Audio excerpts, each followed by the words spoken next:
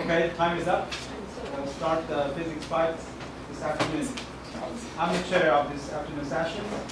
I'm from Tonghai University. My name is Han Song Chen, Department of Physics. So I think the 5 teams should introduce themselves first. Hello everyone, we are Team Sarah from CMS. I am the spokesperson of Team Long-Term. This is our team captain Huang and our teammates Huang Shanli, Yang Xinru, and Xiao Ru.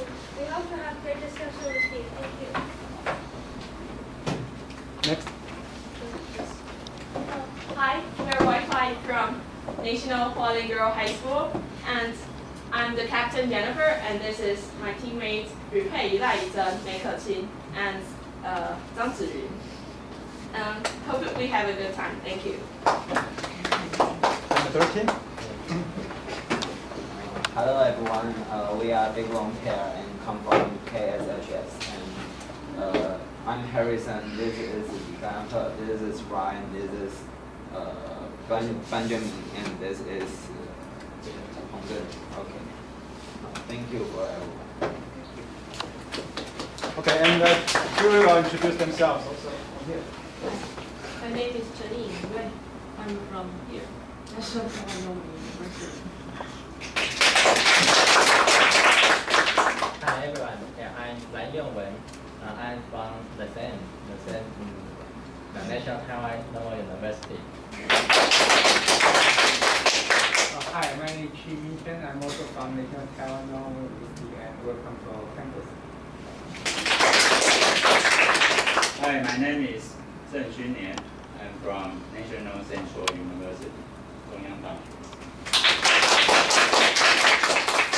Okay, I think everyone knows the rules of the game, so let's start from the opponent.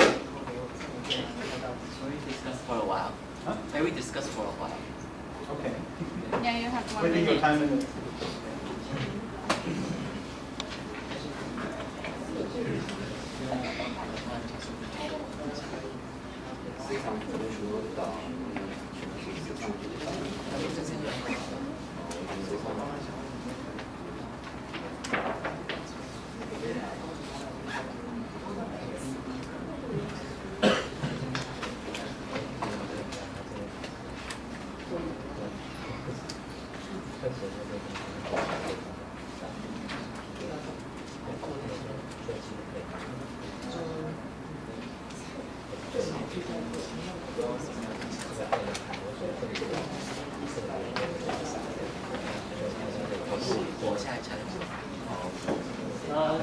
We would like to challenge question number 14.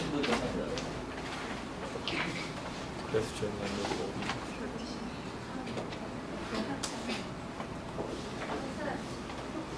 4. Set?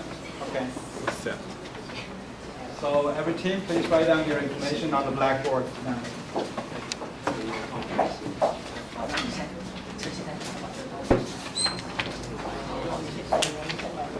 So the question to be discussed is number 14. Is that right? Yes. Yes.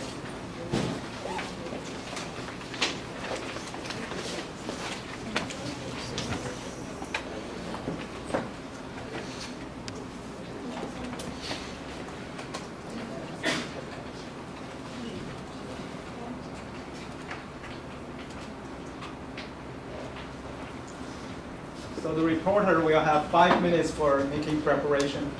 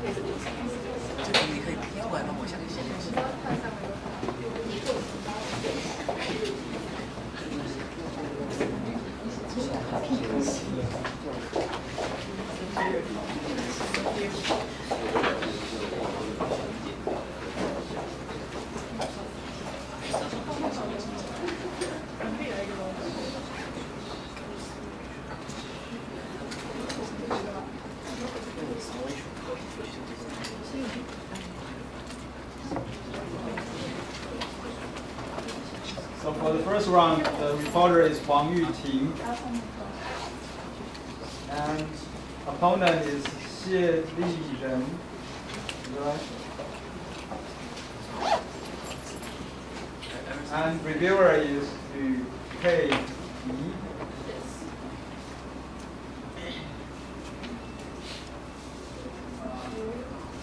Jury may need to write down their names on your score sheet. On the top of the line, box.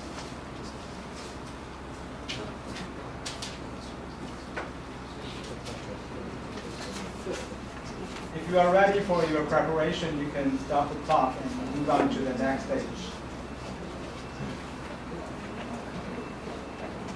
You don't have to use the clock every time.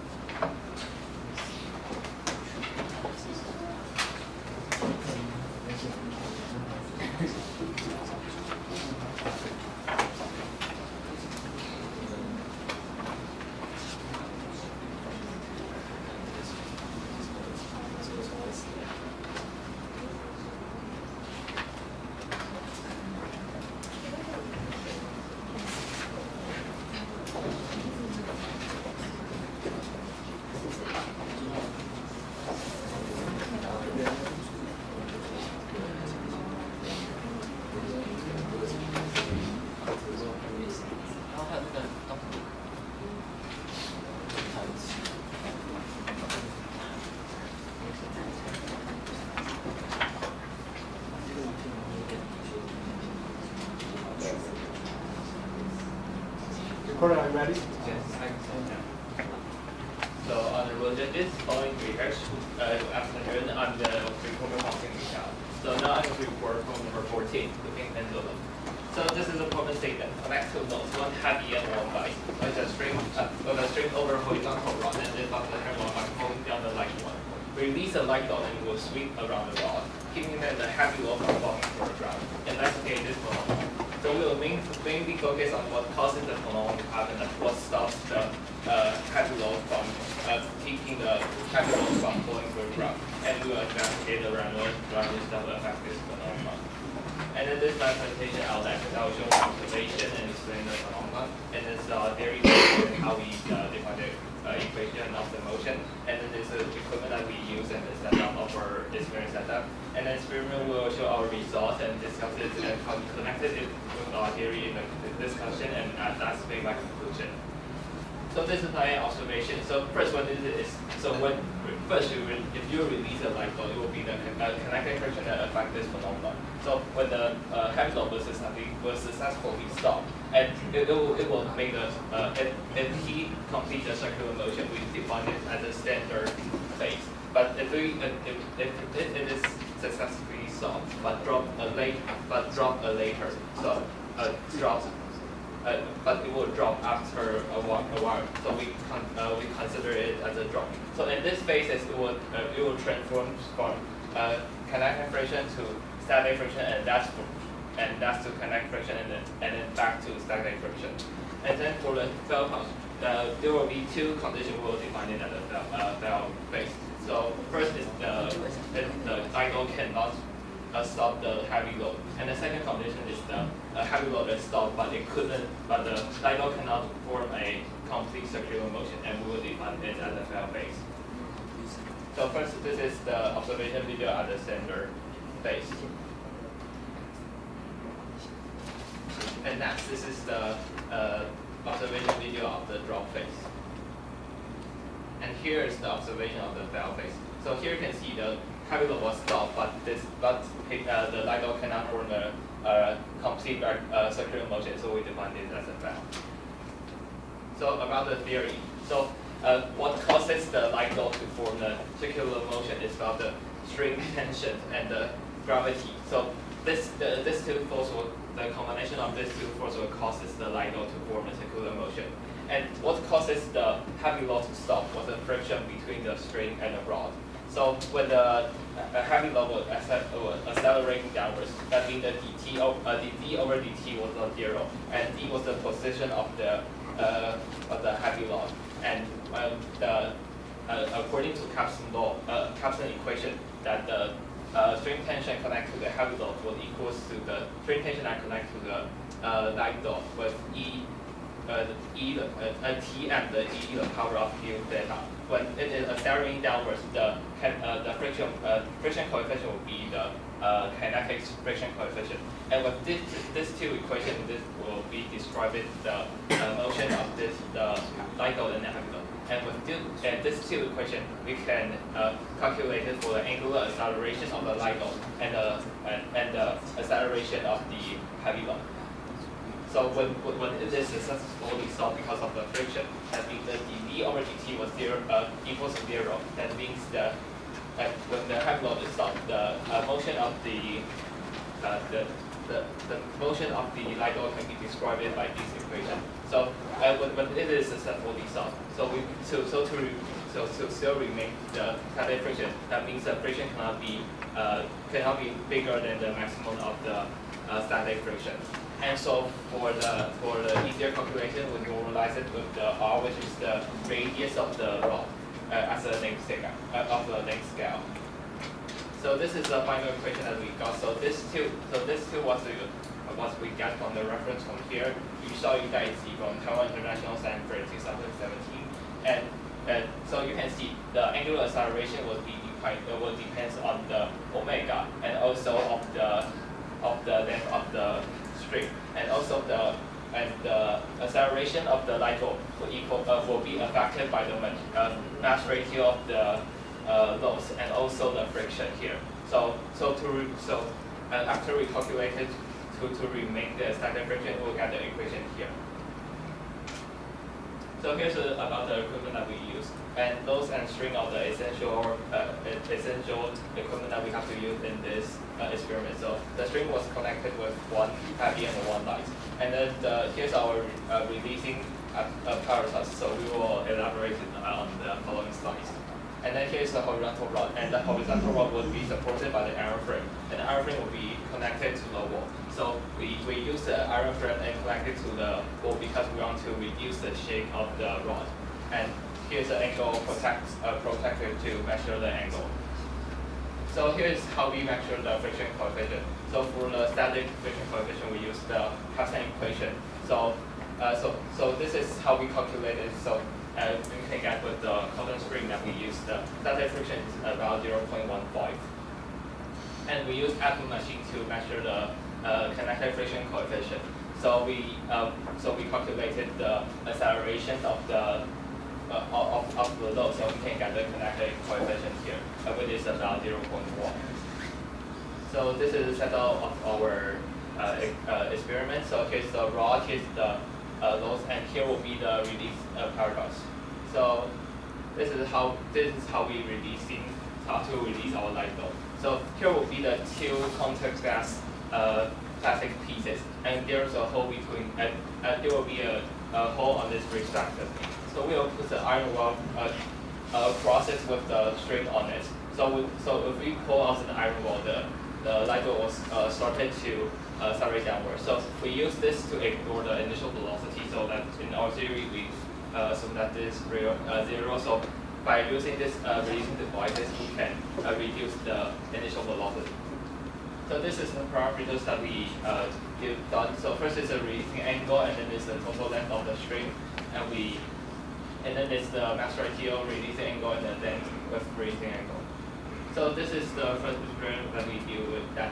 We change the releasing angle. We reduce 135 degrees to 180 degrees, and here's the releasing angle, and we control the heavy load was 68.8, gram, the light load is 10.6 gram, and the string was 50 centimeters. So that is the experience result that you get. So you can see the alpha, which is the angular acceleration. So since the radiation degree is increased, the angular acceleration will getting smaller. So this is because of the also here the theta and also here the sine theta. When the theta is getting higher, the sine theta will getting smaller, and also here when this is getting bigger, so we can get the angular acceleration getting smaller. So here's the so this is the experiment about the length of the string. So first is the heavy load. We didn't change the heavy load and the light load, and about the angle we use 180 degrees, and we changed the string length to 20 centimeter to 70 centimeter. So this is the result that we get. So when the length of the string getting higher, you can get the angular acceleration getting smaller, and the radius of the rod we didn't change it. So when the length of the string getting higher, the angular acceleration getting smaller. So this is the experiment that we do for the phase diagram. So here is the mass ratio of the heavy load and the light load, and here's the release angle we define the release angle here. So you can see when the mass ratio is higher. So if we fix the light load, that means the weight of the heavy load is getting higher. So this will causes the pendulum easier to drop, which is because when the weight of the heavy load is smaller, then this will cause it's more easy to fail. And for experiment about the length of the string, so you can see here. So here's the length of the radius, length of the string, and we didn't change the radius of the rod. So to discuss this, we can see when the first part, when the releasing angle is smaller, this won't have the potential energy is not high enough. So this one causes it more easy to fail. And in the upper part of the diagram, you can see since the releasing angle is getting higher, the length of the string getting higher, this will cause the height getting higher. So this will causes the potential energy getting higher. So this will cause it's easier to successfully stop the light load, the heavy load. So about the conclusion, we define this in 3 phases. First is a standard phase, which the heavy load was successfully stopped by the light load because of friction, and the light load can complete circular motion. And the second phase was the drop phase, and since the heavy load can stop, and after later it will drop a little bit and stop again. So we define this as a drop. And about the fail, when the light load cannot stop the heavy load, and or the light load cannot complete the circular motion, we define it as a fail. So these 3 phases was mainly because of the friction, and this causes the phenomenon to, and this stopped the heavy load. And also the transition between the kinetic friction and the string friction were investigated. And also the releasing angle will be a very main parameters that will affect this phenomenon. So as you can see in our experiment that we did, when the releasing angle is getting higher, the angular acceleration will getting smaller. So this was because the formula here you can see when the theta is getting higher and also the sine theta getting smaller, this will also causes the angular acceleration to become smaller. And about the length of the string, since the length of the string is getting higher, it will causes the angular acceleration to become smaller. Thank you.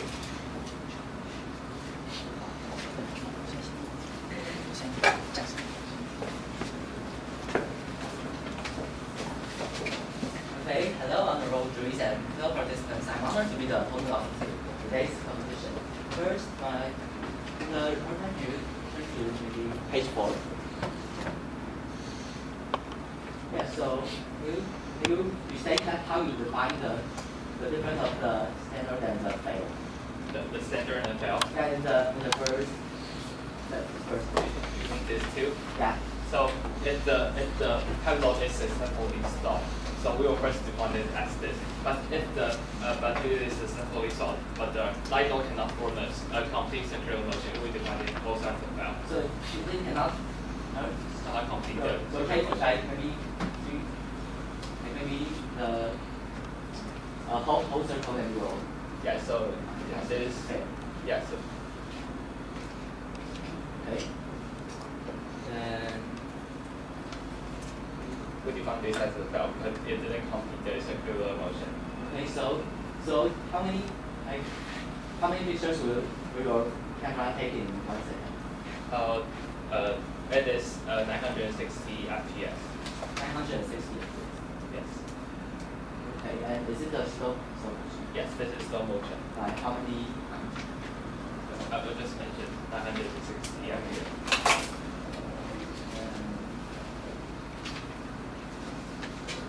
Change to page 24.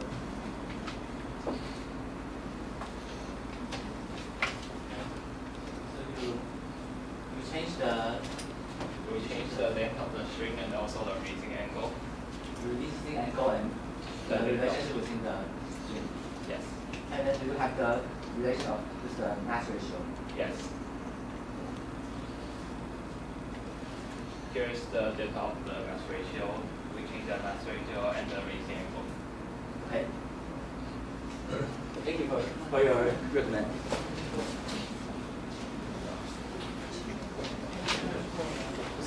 Opponent have 3 minutes to prepare.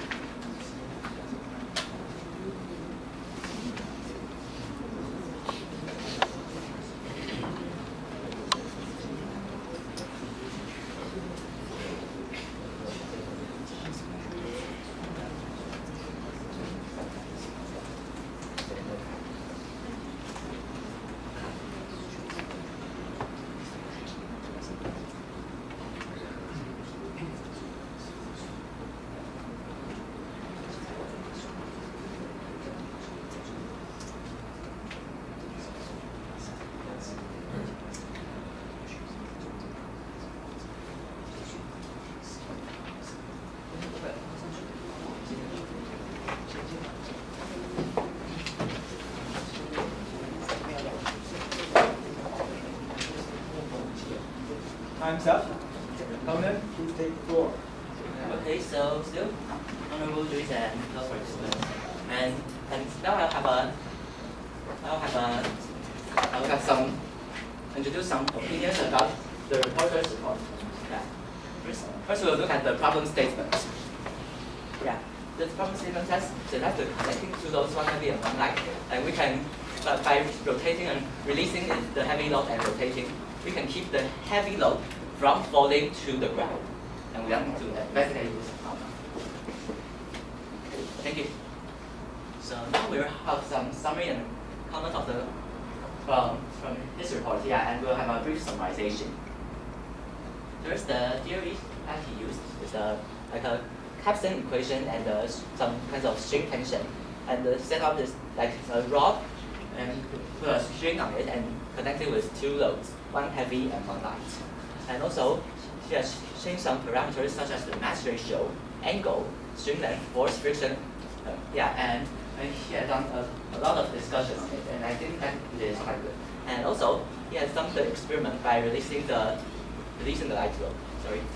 And for the results, the rotation when the release angle is larger, there will be a faster, there will be a greater angular acceleration. And when the length of the string is larger, it will have a lower angular acceleration. Here are some pros and cons about his report. Yeah, first, he had a wonderful presentation, and then he has some equipment. I can make it do the experiment better. But there are some cons that he doesn't mention. That there must be the air resistance while the Newton pendulum is moving. Yeah, and it might affect the result, but the effect is maybe angular velocity or velocity or any other parameters. Yeah, and then he has the lack of the comparison, which is the lack of comparison for the different maybe like the trajectory, and for the different conditions.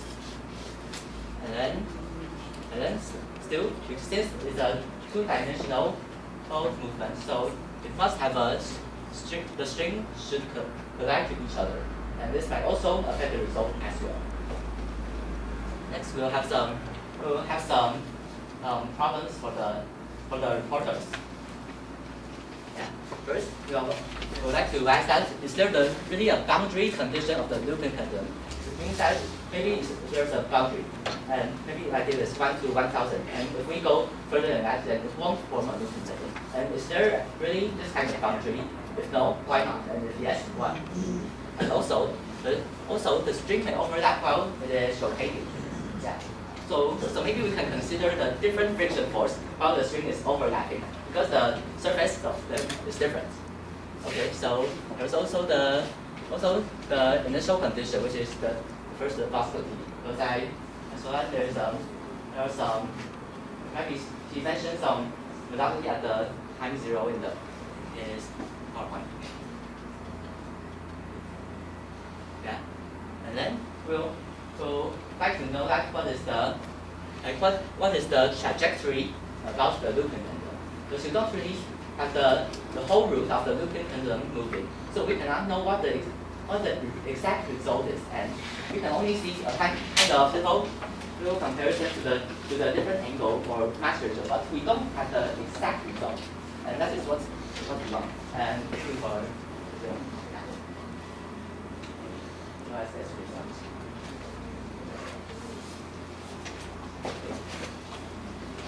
Thank you.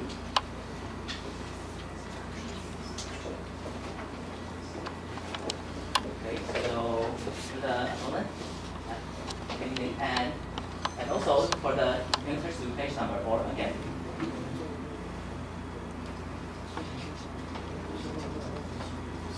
Okay, so as you can see, the problem statement wants us to investigate this phenomenon of keeping the heavy load from falling to the ground. Yeah, so do you agree that if the heavy load doesn't fall to the ground, then it relates to this phenomenon? Oh yeah, so but in our observation video, so we didn't feel with this stuff, but if the light load cannot form a complete circular motion, and that's he cannot hold the heavy load, that the heavy load would drop to the ground. So if it cannot have the whole circular motion, it will fall down. Yes. Yeah, but even the heavy load to fall down. even with it stuck down on the rod. I think this is not. I think this is not the problem signal that was asked. But the problem signal is asking us to keep the heavy load from falling to the ground instead of a circular motion. But we did not consider. But if the light load, but if the heavy load of this was causes the string was well, it will But this is only what he is asking for. So even if there's some mistakes of your calculation or maybe the model of the theory, but you still have to consider those errors, and the result is keeping the heavy load from falling to the ground. So the main factor that causes the heavy load to stop to the ground because of the string was free together. So this was not the light load causes the heavy load to from falling to the ground. So you say that the string will string around with each other. string around with each other. Yeah. So here's the error. Do you agree that? Because the string is already. So this is our definition for the valve failure, and this experimental error. So this is because we didn't investigate the valve condition because we didn't define it as the looping pendulum phenomenon. So I don't think this will affect our experiment results. Yeah, but as you said that the string is tied together. Yes. You agree with this? So there must be a. Do you agree that there must be a collision when the looping pendulum is turning? Do you agree that? Must. Yes. Yes. So when we want doing other when we want investigated angular accelerations of the light load, we will move our heavy load distance away from the light load. Like here is here is a line of the light load. When these three cells will pull the heavy load here, so it will hit the light load and of course the string. Yeah. So it will still hit the light load and the string. No, because we push the heavy load distance away. Distance away. So yes. so you mean that it won't collide with each other? Yes. So it means that it's not a two-dimensional. Yes, but we only calculated in two-dimensional. But for its trajectory, then we might need to have we might need to calculate the three-dimensional movement since this is more we can calculate more completely. Yeah, so I agree with the opponent that this is our better improvement that we will consider the three-dimensional bike. So maybe you can put a camera here to investigate the three-dimensional motion of the light load. Okay, thank you for your comment. And also, as you mentioned, if the string does collide with each other, then what would the heavy load happen? Oh, this will depend on if it is a string collide with the string load system. So if the loads collide with the string. So what would the heavy load? How would the heavy load be different, and how would it influence the whole result? Oh, so if the load hits the string directly, so this may causes the heavy load too. So this may cause a force. It may cause a force of the light load, so it will sweep the ring. Yeah, but not only that, the heavy load could also be a pendulum because of the strings. Yes, of course. Okay, so that might be another error about the two-dimensional movement, if there is. Yeah. And also, do you have any simulation about the results? We have tried to do that because of this will be too complicated to calculate because of the light load will be so if there is downward of this, there will be one equation. There will be one equation. So we didn't have the simulation. We have tried it to do this. Yeah, but if you don't have the simulation, then maybe you cannot have the real comparison with your theory and your experiment. So that means that you cannot confirm that your theory is exactly work on this phenomenon. Do you agree with that? So I agree with the reporter, but not try, and we will. And there's also our further improvement that we'll finish our simulation and connect it with our theory with our experiment results. Okay, thank you for your improvement. And sorry.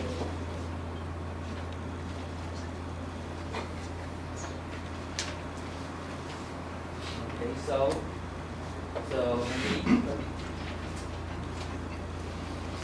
as the question that I mentioned before. Sorry.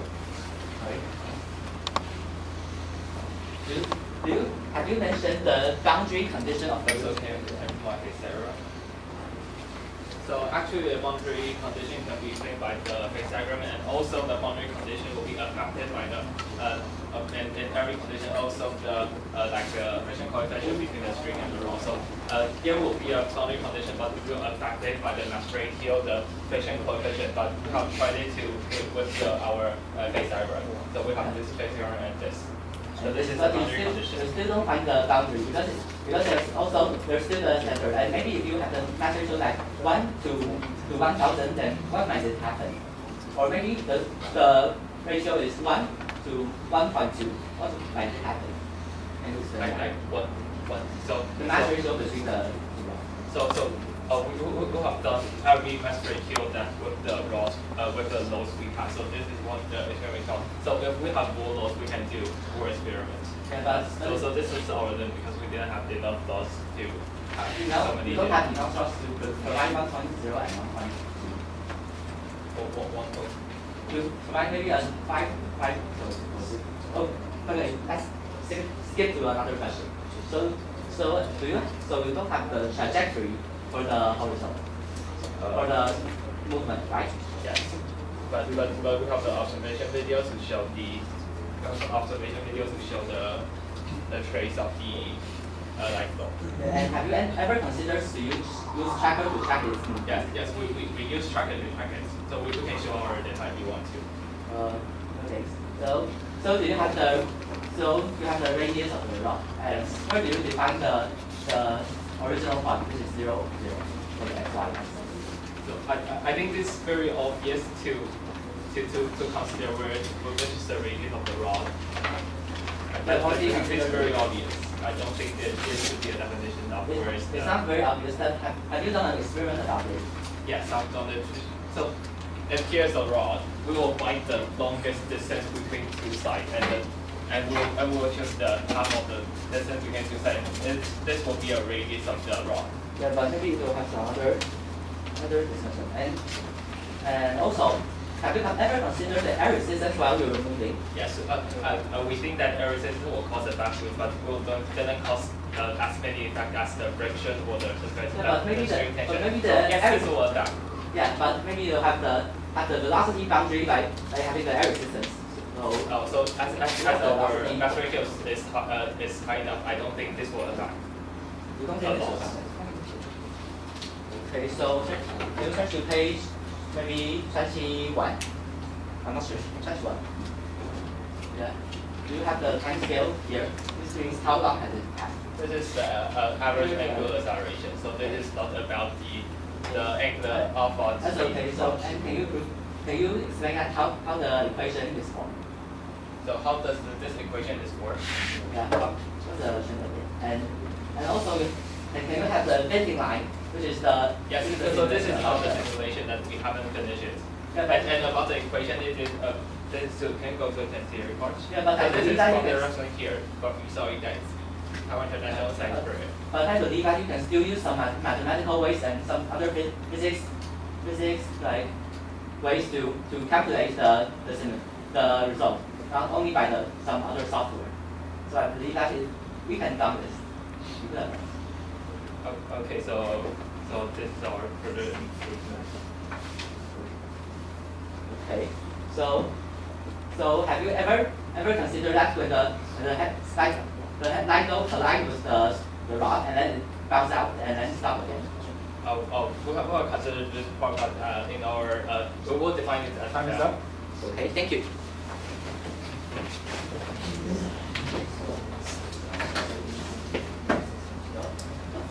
Okay, so thank the reporter for his recommend, and he has done some experiments and some theories about the phenomenon loop pendulum. But there are clearly some flaws in his assumption, like the bell is like it will rotate to the half, which not finishing the circular motion it will be the bell, and also he doesn't have the simulation, so we cannot confirm that his theory really works on this equilibrium, and we cannot discuss the error, and which is a really crucial one because we don't know how precise his experiments are. Yeah, and also I appreciate him for some well presentation, but maybe maybe he can add some more other parameters and other conditions in this experiment. And thank you for listening. Okay. Yes, so hi, I'm your reviewer from Team Wi-Fi, and I have some questions first for the reporter. So reporter, you say that you think that friction is one of the main factor that makes the heavier load, that makes the heavier load stops. But according to your theory, you refer to the capsule equations, but in the capsule equations, the main point is the tension. How can you prove that friction is more important than tension? Can I use the blackboard? Sure. Yeah. So if this is the load, here will be a gravity here, and here will be a tension. And this tension will also be affected by the friction, and this will cause it.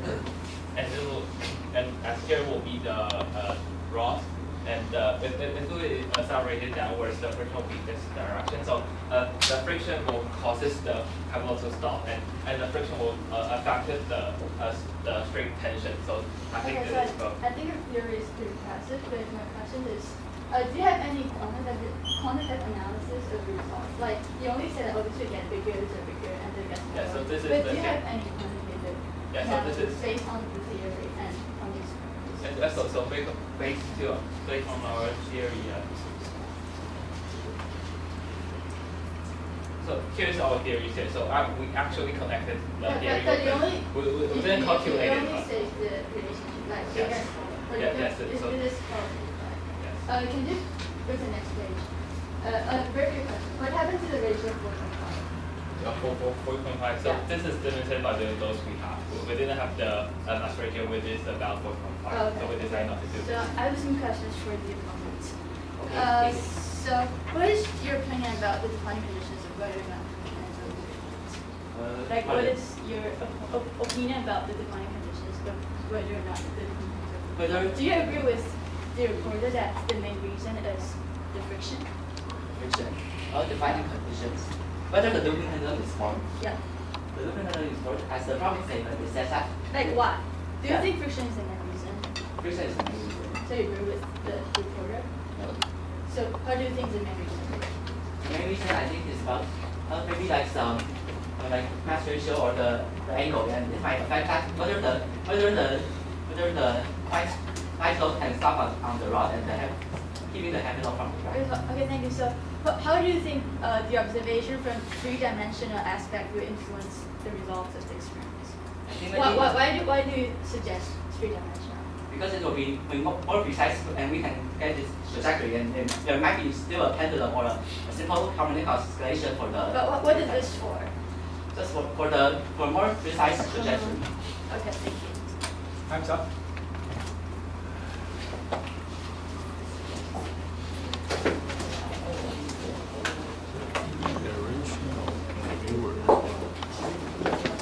You have 2 minutes to prepare.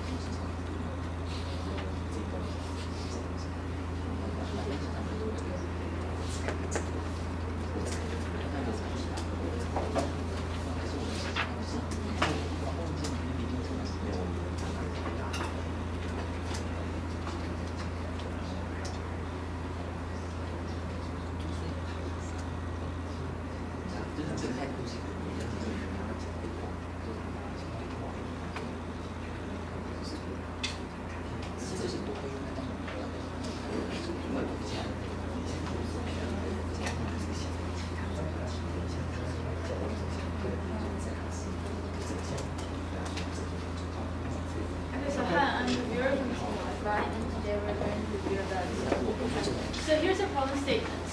And in the first statement, I think the main point is about the movement of sweeping around the rod and the boundary conditions of whether or not the heavier loads can be kept from falling to the ground. And this is the overview of the reporter. I think the reporter has a fairly good interpretation of the problem statement, and he has clear observation and analysis in the transformation of friction between the static and the kinetic. I think the analysis is impressive. And he did explain the defining condition clearly, and he has convincing theory and accurate apparatus of the casting device, and he has impressive structure about the definition of drop standard interval. But I think one of the biggest cons of the reporter is that he didn't have any quantitative analysis, and his discussion is kind of weak, and the theory and experiments are not completely matched because the way he explained about the releasing angle, he used the potential energy, but potential energy is not mentioned in the theory before, so it's kind of a match. And he talked that about the boundary conditions in his experiments. And for the opponent, I think he asks efficient questions, and he has structured summary of reports, and he catches the main points most of the time. And he gave lots of suggestions, such as a three-dimensional aspect, the simulations to prove the theory, and probably like more parameters. But I think he sometimes didn't express his questions very clearly, and sometimes he insists on a single point a little bit too much. And he didn't discuss about the relationship between theory and experiments, because I think it is one of the main weakness of the reporter. So first the opponent asks of the quality of the camera, and I think they have very accurate and very impressive equipment. And about hand drive force, I think they already mentioned that they use the apparatus. And for trajectory, I think using tracker is really good. And and here's one of the biggest clashes that that happens to them is the definition of the looping pendulum. So the opponent thinks that according to the problem statement, the definition of the looping pendulum is to keep the heavy load from falling to the ground. But according to the reporter, he thinks that whether or not the lighter load form a circular motion as the definition of the looping pendulum. And as for the reviewer, we agree with the opponent because we think the definition of the opponent is most closely related and most directly correct to the problem statements. And the opponent proposed about using three-dimensional observation. I think it's a very good point and worth for the investigation. And about computer simulation, the opponent said it's necessary, but we agree like only half because we think simulation is not the only way to prove the theory. But we totally agree that the report needs more quantitative analysis to match his experiments with his theory instead of saying that bigger and smaller. And for the air resistance, the reporter said it doesn't affect the a lot. And I agree with the reporter personally because we've calculated the air resistance before and it's fairly neglectable. So I think the biggest missing point of the whole discussions is that I think they do discuss about the boundary conditions, but I think they can discuss about the boundary conditions a little bit more because I think it is more impressive to these kind of discussions because they have fairly different views about the boundary conditions. Thank you.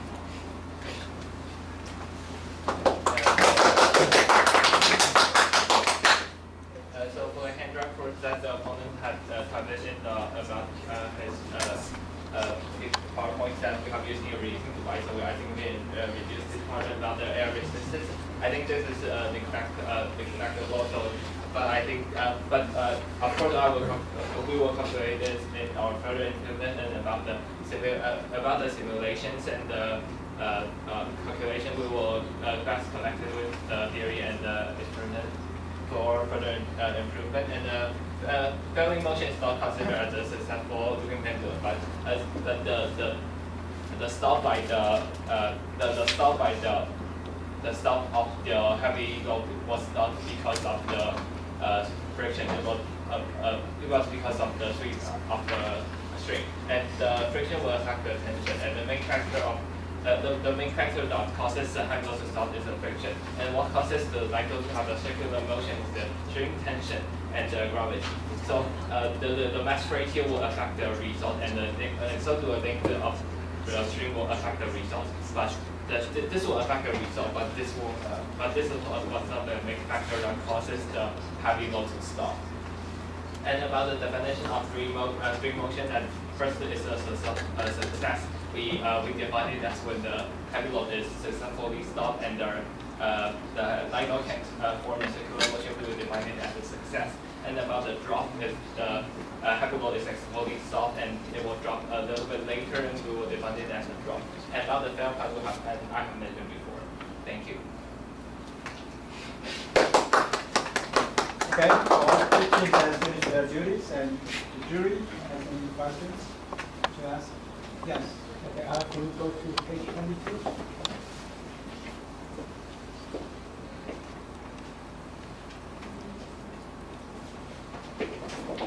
So sorry.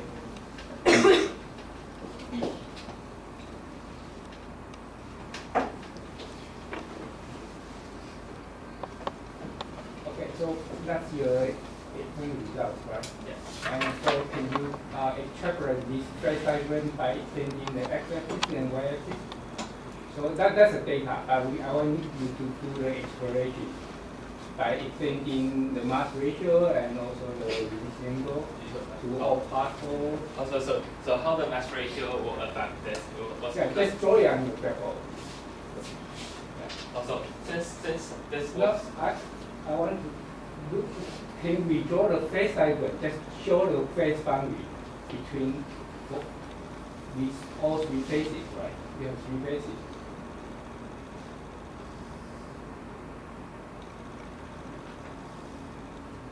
And so, if, for example, if you extend increase the mass ratio, you see it's going down. Or so I think this will yes, I think it will be like this. So I think it will depend on the it will also depends on the friction coefficient of the right, I mean, 15. So yeah, so yeah, what the Just keep going down. yes. Okay, so how about opponent? So what do you think? If you, I mean, for example, you increase the mass ratio, so what would be the boundary between the standard and drop? Increasing the mass ratio. So you can go to the graphical and draw your figure.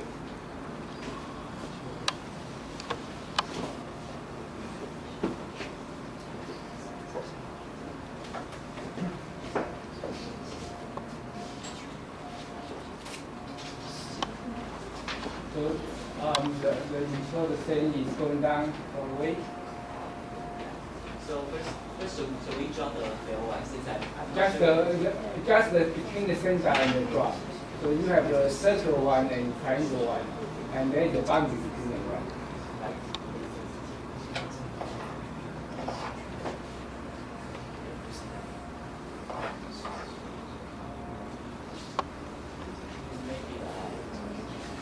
So you the same okay, how about with you? I think it will go up. It will go up. Okay. That's okay. Other questions from jury? Yeah. Yes. You have a plot about the angular acceleration, right? And it's dependent on The length of the can you string. show that picture again? Which is, do you think that the angular acceleration is a constant? Or This is For the each average of the one? angular acceleration. so you're showing it the average? Yes, this is the average.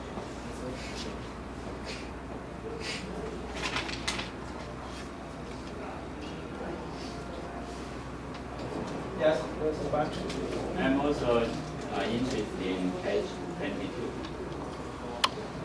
Based on the theoretical background that you put, can you have some conjecture about what will happen if you increase the friction coefficient? I mean the motion, any change of your underbit if you can increase. Increase Yeah. the friction coefficient. So I think the boundary will go higher. So because For both boundary, yes.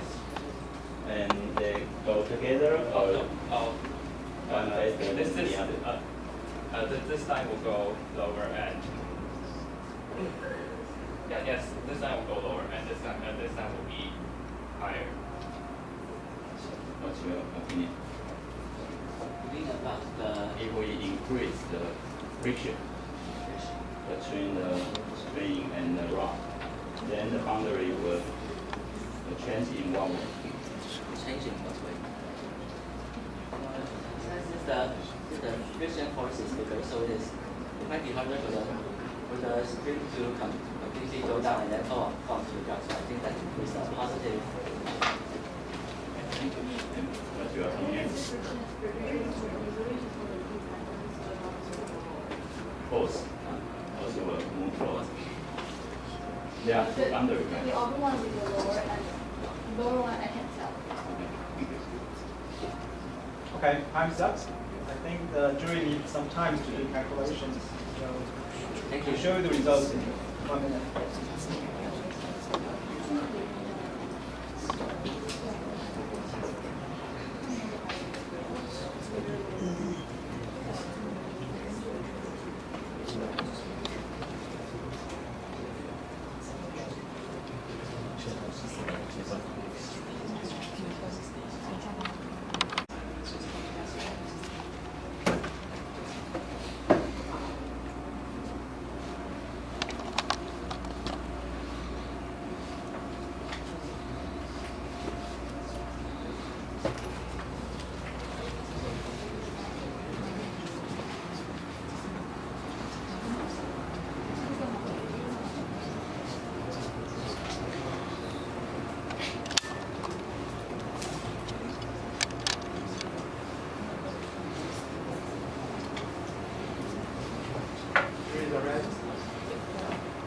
Okay.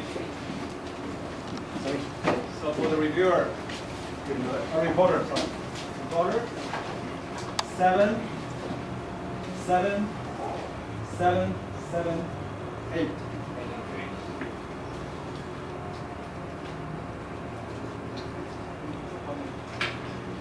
For the opponent,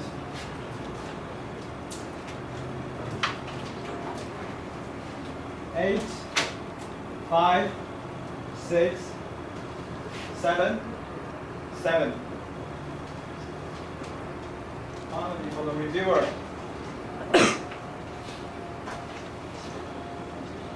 8, 7, 7, 8, 8. So we conclude the first sessions and we have 10 minutes break.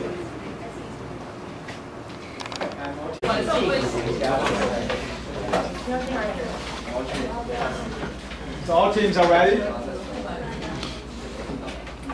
Let's begin the second session. Opponent, please. The opponent would like to challenge problem 11, flat self-assembly. Number 11.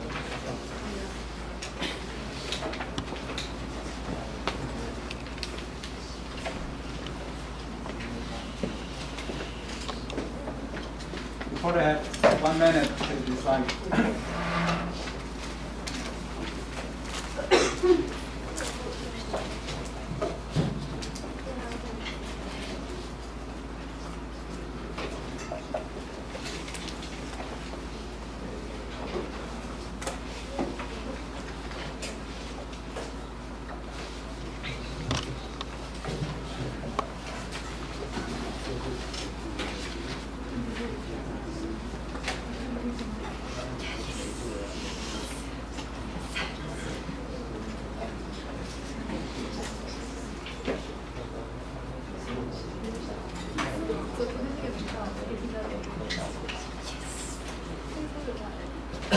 Reject.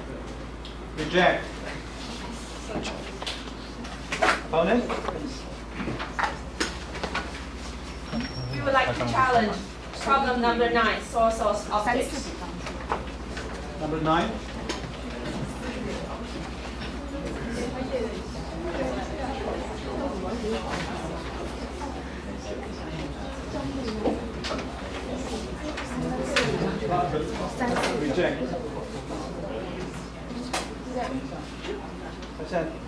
11啦。你刚不是说9吗？对啊。Yeah. They have a new proposal, number 9. Yeah. Yeah. We are not proposing number 9, and they haven't responded yet. Yeah. But they reject. They reject number reject 11. number 9. Yeah. Oh, I'm sorry. Yeah. Yes, I'm sorry.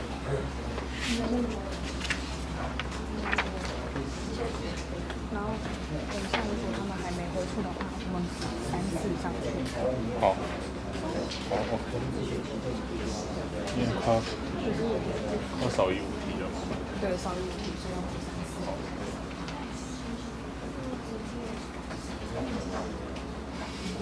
Time's up. Reporter? Accept. Accept. 所以他们是第几题啊？第9。好 ，OK。Reporter have 5 minutes to prepare.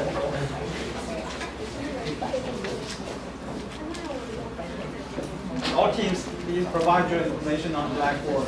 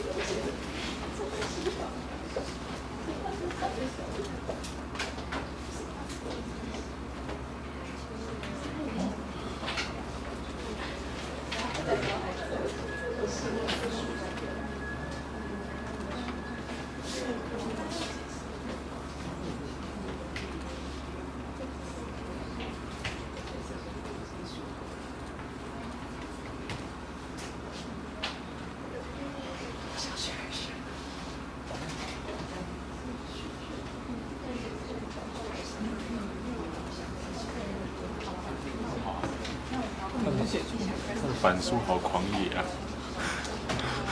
功能减同学哪一位？减什么？简明符。名是女字旁。你要写3，我在写3，他3个都是哎，算了，因为那粉笔湿的。哦。我去帮他一下。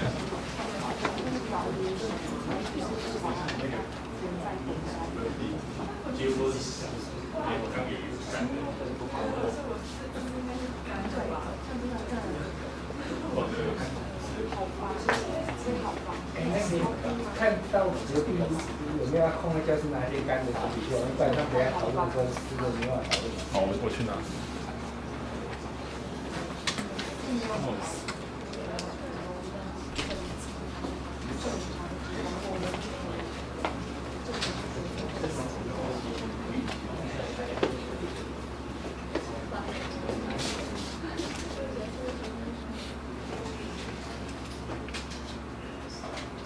Reviewers 杨欣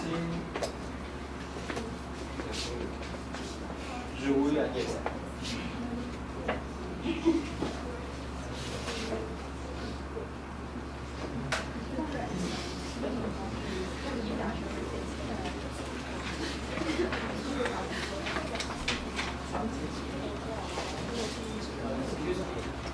Okay to use the chalkboard. I have some further explanation in my presentation. Yes, please. You want to go it now? So is it okay to use Yes, the Blackboard of if I want course. to further explain? Okay, thank you.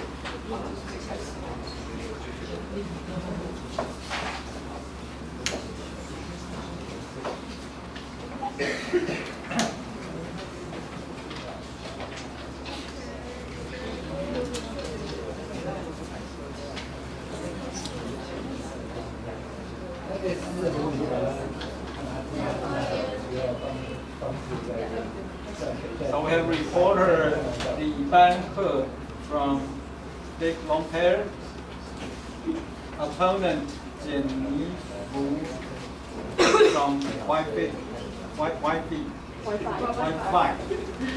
It's an internet connection. Okay.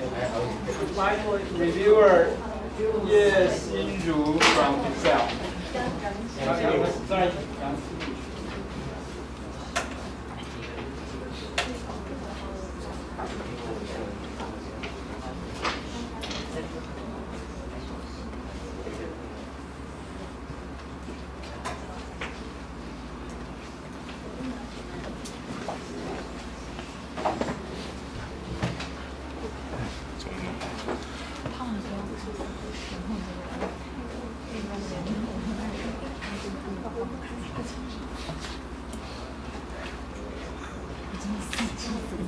走到粉底了。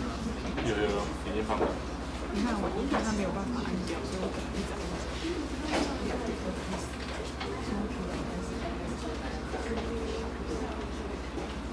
是应该是他程式设计有问题，到时候就汇报一下。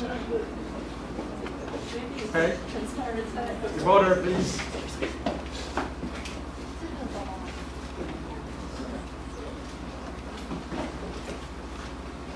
Okay, so everyone see this clearly. So I'm honored to represent the big long hair to present this topic number 9, soy sauce optics. So today to begin with, this kind of a little difficult experiment. However, we did some rather deep researches on relevant parameters and also some papers reading. And so let's just begin with our presentation. So first is the outline of our presentation. I'm going to started by introducing the problem statement and our observation. Then we're going to have the preliminary investigations, which is a quick attempt on the problem and also some literature reviews. After that, we're going to measure what different parameters and also just investigation on different parameters, and that would just give a conclusion of our work. Alright, so this will be a problem statement. To use a laser beam passing through a thin layer about 200 meters and investigate this phenomenon. This is something that we have observed and was doing by me. Okay, let's just get right here. So you can see the beam width was constantly changing, and the reason why is because here there's the refractive index of the sample changes.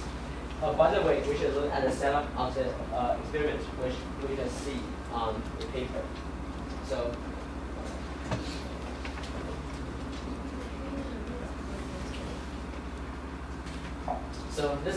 this will be a setup. There should be a laser beam, and then there's a laser to go through a convex lens, and then after going through a convex lens, it will pass a sample of the soy sauce layer, which is the main character of something we're going to observe today. And then there's a photodetector at the end of the laser beam, just to measure the intensity. So since the computer and the projection is broken, so I guess rest of parts we just use the chalkboard. So please everyone pay attention to chalkboard, and I will start my presentation by using chalkboard.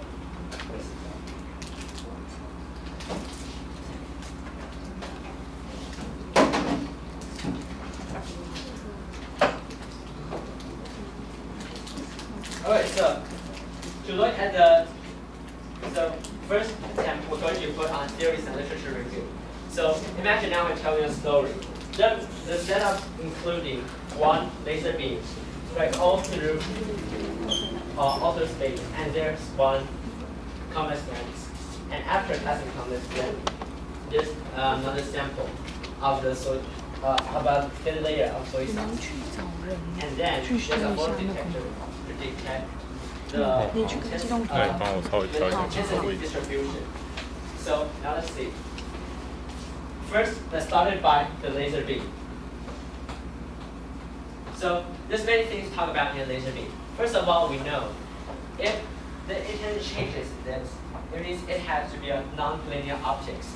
So let's first scrutinize about the condition of occurring the non-linear optics. So there's something called Schwinger limit. And this is a limit that when the electromagnetic field, which is this laser beam, becomes non-linear. And this could be shown as an equation down here. If you can see this clearly, I'm very sorry, but I do not have other yeah.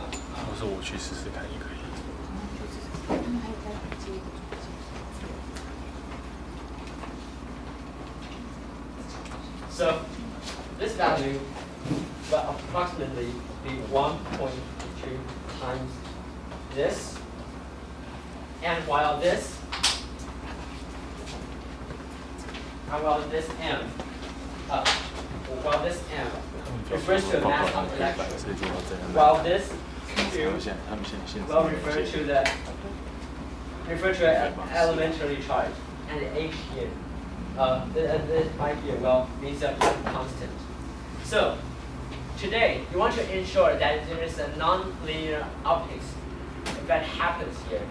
The electromagnetic field should be quite strong, and the condition will be this. So this is all about our laser beam. So there's also one thing I'd like to talk about is that our laser beam output would be 30 milliwatts. 30 milliwatts. So keep going on. Scrutinizing on nonlinear optics, which basically it means that the superposition principle doesn't work. And after learning this, we're going to see the main character today, which is thermal lensing effect. So today, since it's a convex lens, so basically the laser beam, they're kind of convergence right here. But when it passes thin layer of the soy sauce, what we can see is that this will absorb the excitation laser that output from here. And then after that, it will release the energy of the laser beam, which will release non-linearity relaxation. And then the changing of the refractive index will happen right here in this lens. Since the refractive index changing, this is the main reason that causes it works like a lens. If you want to scrutinize further on why would the absorbance of the excitation laser change its refractive index, we can refer to this. Since today we all know that the laser beam, it has a Gaussian distribution, which is a very basic,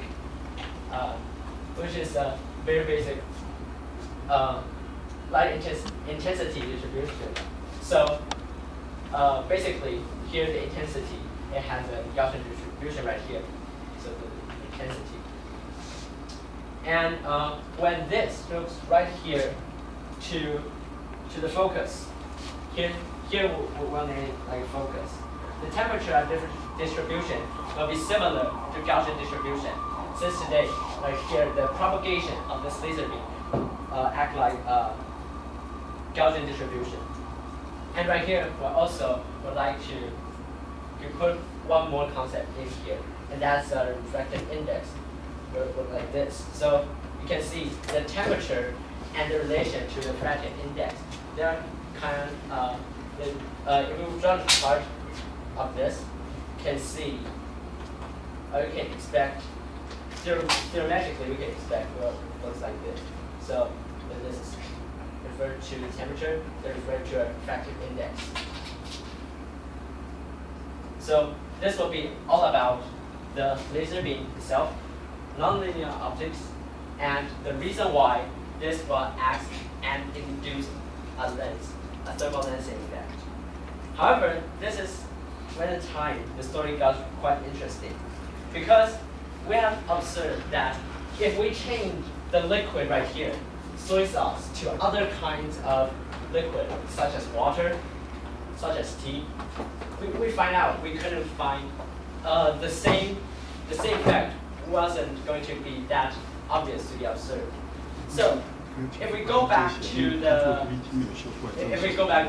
definition of thermal lensing effect, we know that's actually about a layer of liquid, right, by a high focus intensity laser beam. And this, and it was started changing index. But why does the water work like this way? So that should cause a deposition. One call pause. 只不过正要暂停，因为这是那个机器的问题了。对，不是因为他做的 P 那么辛苦，要能够被看得见，难怪这是机器的问题。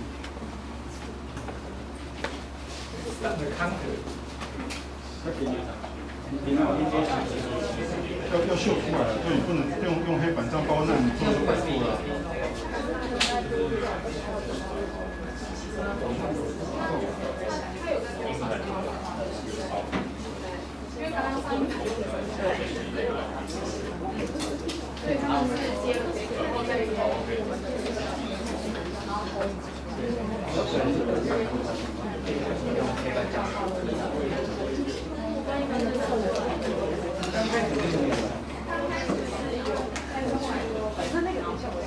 变化。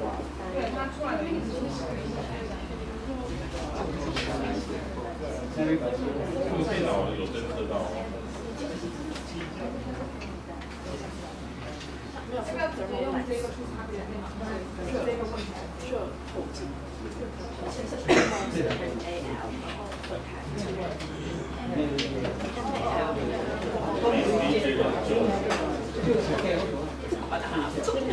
这条线要没有这条线系统。那时候就在想。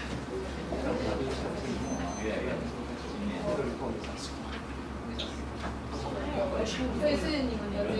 一般是转接口，一般那个 HDMI 转的 DC 那个，因为太细了，你跟我讲一下，因为它太细，没有把档案转到电脑。你们有没有看电脑，对，那个线太细，这样一直一直断掉 ，OK。这信号比较差别的时候，好。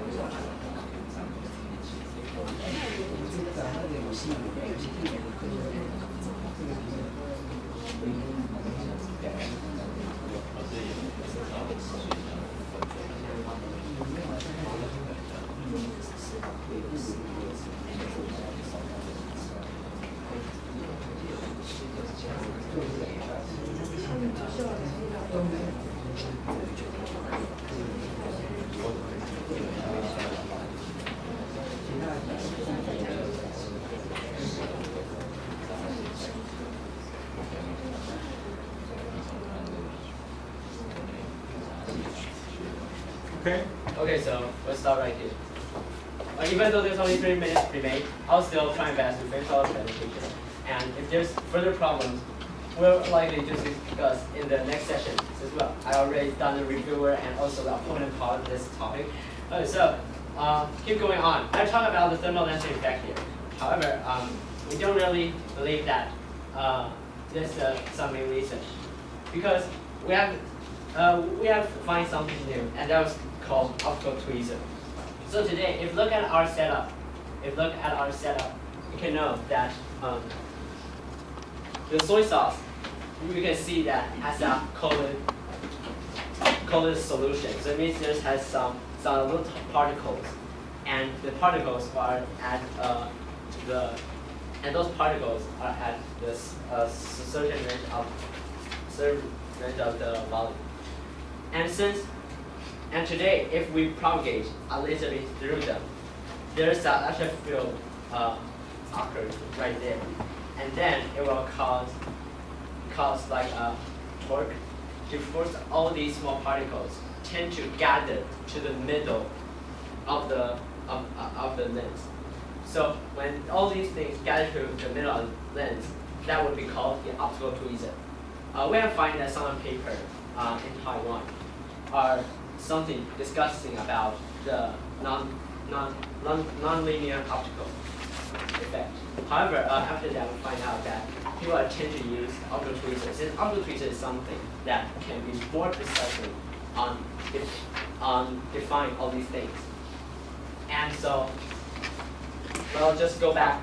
After all these theory explanations, yeah, there's many formulas and things to be explained. But since a lack of time, I'm going to talk about my experiment and just give a quick wrap up. So first, there's a laser beam right from here, and the convex lens are the thing that trying to help us to focus the laser beam so that it can focus on the sample more and have a better effect to let us observe the optical tweezer effect, which you can put it as thermal lensing.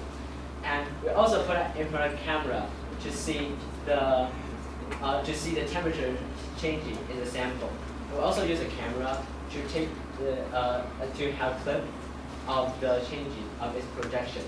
However, that's not really important. What really important is about the detector. The detector is something that helps us measure the intensity distribution of the laser beam. So that's basically my time.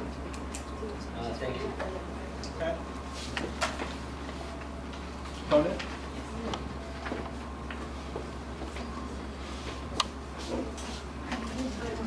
Hi, dear judges. I'm from Team Wi-Fi. My name is Jennifer, and I have some short question for the reporter. Since you didn't mention, what is the function of converting lens at that blackboard? Yeah, I did mention that. Yeah. What is the function? I'll show the laptop later. Okay. And why did you say that the focus position is at the sample? Again? Why did you say that the focus position is at the sample? No. Is it just a mistake? I mean that the laser beam. Yeah. That formed from the pen, and will propagate all through the convex lens. And I mean that most of the intensity when we focus right here. Just don't think. Oh, so where would it focus again? I'm sorry. Where would it focus? It depends. Because since there's one variable that we can measure about the focal length. So if we see a paper, there's something looks like this. This will be a focal length of this convex lens, and there's two things, and there's kind of like a formula that can help us to measure this. It's focal length. It's wrist. Okay. Is it? Yeah. I'm talking about the wrist. The wrist. Wrist. The wrist. I'm sorry. You mean the wrist of this? Are you talking about? No, that's another scope. Okay, I'm sorry. And another problem is about your graph about D and DT. The refraction. Sorry, time's up. Oh, thank you.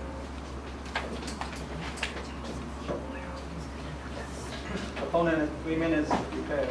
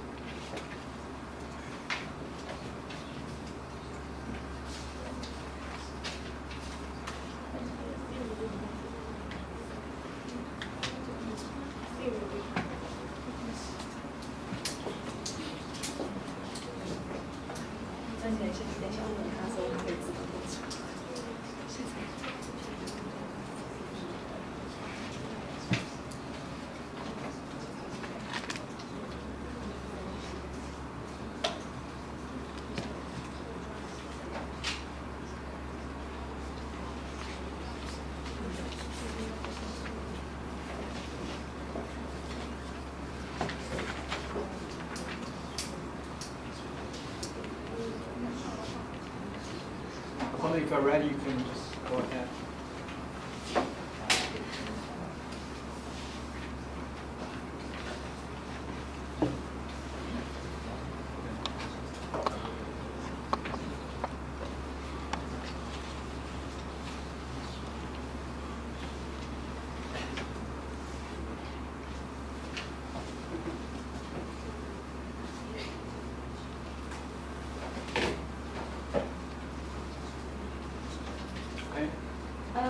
Good afternoon, dear competitors and jury. I'm Jennifer from Team Wi-Fi. Here's the problem statement. Problem 9, soil source optics. Using a laser beam passing through a thin layer of soil source, the thermal lens effect can be observed. Investigate this phenomenon. Here's a review of the report. They have a very complete theory. It's Swanger limit and Gaussian beam. I think they just execute it very well, and relationship between temperature and reflective index, and here's thermal lens. But there's very precise setup in their experiments, and it's a pity for us we don't have a conclusion. And here's the review. And so I have some. I think it's really a pity. So I have something for you to explain well, so that I can know what is your opinion. The first question is, could you just explain thermal lens effect, and how do your experiments prove it, and what are your parameters? How do you think it will affect? And there's a little problem about your particle gather theory. And maybe we can skip to the next stage. You want to go to discussion? Yes. Please. Reporter? Oh yeah, sure. So I'm asking responding to the first question. So basically, we all know that the absorption, which is electromagnetic radiation, the energy of photon is taken out by the matter, especially electron, in a sample. So due to this, there's a reduction of intensity of light wave. So since it's like heard about light waves, something like that, and then since it started to reflect. No, it's not reflect. Yeah. So like this. Initially, it should look like this, but after it's sort of. Excuse me, I have a little problem. Why do you think in this graph, you think the index is well distributed top and the below? Well, is it well distributed? If we use the photon detector, you put it right here, and then you move that gradually, you basically see that that. But you didn't consider this is a liquid. So actually, if this is there's the energy this here. means yeah, the energy. Intensity of the laser beam. Yeah, but if here, yeah, the intensity, yeah, and you get the energy here, and then do you think the liquid will float upwards? With the liquid flows upwards. And make this not well distributed. Make the refractive index not well distributed. At this point, set theory shows us that when this propagates to this side, right here, because which the thing is the public effect. So it's only regarding all particles gathering. So of the liquid, it will flow. If we put like perpendicular to it, yes. It won't like the necessary happen like that. And furthermore, it's about this graph, I want to ask, why do you think this is a wave? What the waves come from? Is this the horizontal line? No, it's not. I just only want to talk about that. Okay. These two, this relation. Yes. That's all. Lambert-Beer law. And why is it like this? Is it wave? No, it's not. You see, this is this is effective equation. So right here, the thing is going to on this chart. It's basically I only mean that the ratio is like Okay. And how do your experiment prove your this theory? How your experiment? Our experiment only proved one thing is that you see our setup only puts like a photo detector at this place. So you have a lower we know this intensity. would happen. But at the further parameters, that's something that we're currently able to see that clearly. But we do know that the effective index all the time. Okay. Until it reaches steady state. And do you think another parameters will affect the Such as mean like wavelength. no parameters Absolutely. further investigation in your report? Okay. Do you have any further investigation in your report about other variables? About other variables. Well, going to do that. We didn't do that all experiments because the thing that we can observe from experiment is basically like this, and the rest of it is basically based on our indication. And did you say that because the particle gathers, so the refractive index change? Yes, sure. You can ask about that. Yes. Oh, okay. So, how much time would it give me to explain this? Oh, 20 seconds. So Yes. So this is a length, right? And there's many particles. Yes. Today, if the wavelength was shorter, than those particles, when it probably is through here, Yes. there will be a torque. So you know this is a electromagnetic field, and these will tend to gather to the middle. If today it gathers to the middle, right? Well, we can search that easily how we get. So this is a particle. Yes. This is a laser beam, and this if it goes straight right here, and of course it will have some reflection. Yeah, I mean it will change. So the density of the particle change Density. of this particle change. Yes, this right here will change. And about the fluid, I would like to ask, what do you actually mean about the fluid? Oh, because when you just heat the point, maybe energy you put this point, this energy will be higher, and as we know, the higher things will go upwards, and maybe it will like this. It's the index change won't be that well distributed. Like this is a upward, downward, it's actually the same. Oh, I got your point. Yeah, So, I got it. So if today, if we don't put it perpendicular, we put it horizontal. Yeah. And the laser beam was perpendicular to the ground. Yeah. Even though this could be measured, but see the fourth degree down there. So, Yes. so see, it's like a projection. So we won't necessarily see that. But if today we put it perpendicularly in an experiment, of course you can see that the whole thing won't look like perfectly just like it's curved. Yeah. It's There's sometimes yeah, there's some. and but yeah, thank you for reminding me. And I have another problem about your problem statement page. There's a video on problem statement page.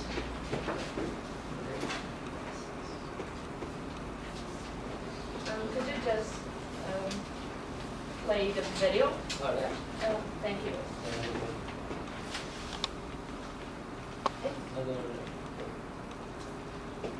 The previous page, and there's an icon down. No, this icon down there. It's okay. I want to ask you about, I saw there's a video, the light spot is growing bigger, and then it becomes smaller. Why is it Right here. become just, it's like a, You mean like it's not vibrating, it's not that maybe, it's not a train that is always constant, like always growing bigger, it's like big, small, there's vibrating size of the light spot. There's a setup and this is one kind of set of experiment, but we didn't do that right here. After talking about the projection, Yes. okay, I'm going to change it. Changing? Yeah, because see, that's how the book shows us. I believe that.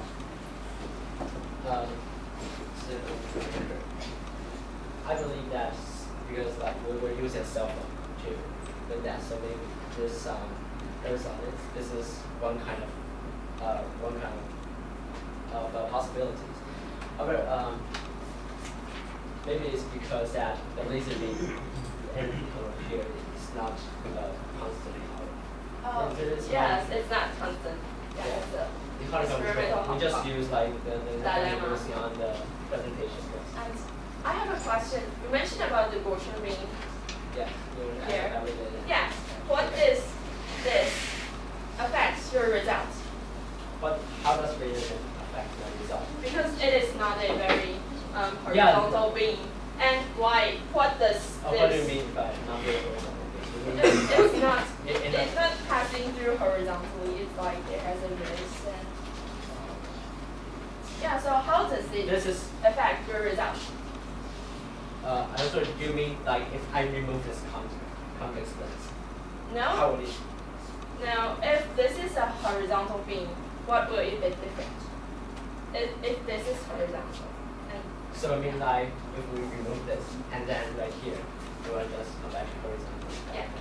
Oh well, basically since I just that I just mentioned in my previous presentation that what this convex lens meant to be here is want to focus the laser beam more So on this this is a sample. focus point. This is a focus. The focal point of this convex. But since you say that you want to make that horizontally, so I remove this and also the focal point is here. Oh yes, I got it. So when it propagates through the when it propagates just right It through the will sample, since it's not that focused onto this sample, so on foveal behavior, we put a photo detector right here. The effect won't be that easy.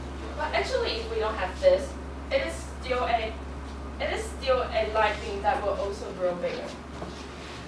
Also, You mean like it is going to grow. Yeah. like Yeah. So what's the difference between this? Can you get this again?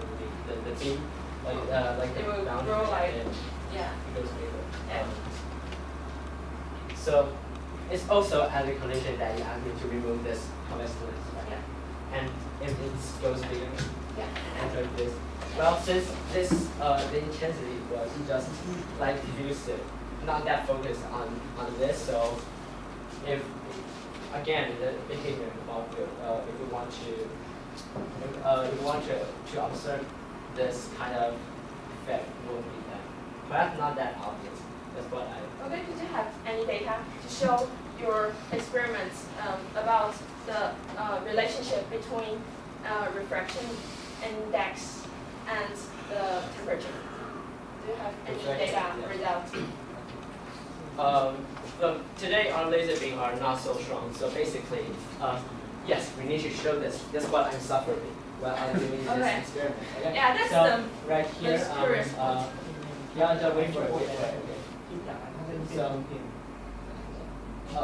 okay, so look, You use a we thermal use an camera. infrared camera, and so we can see this at this point. Yeah. Okay. So this is where the sample Yeah. where. And you can see the temperature, it doesn't rise so much. So basically we didn't see Yeah. what that happened. So this is also one of the reasons why the question is, and that's one of the reasons why I more believe that it's because of optical tweezers.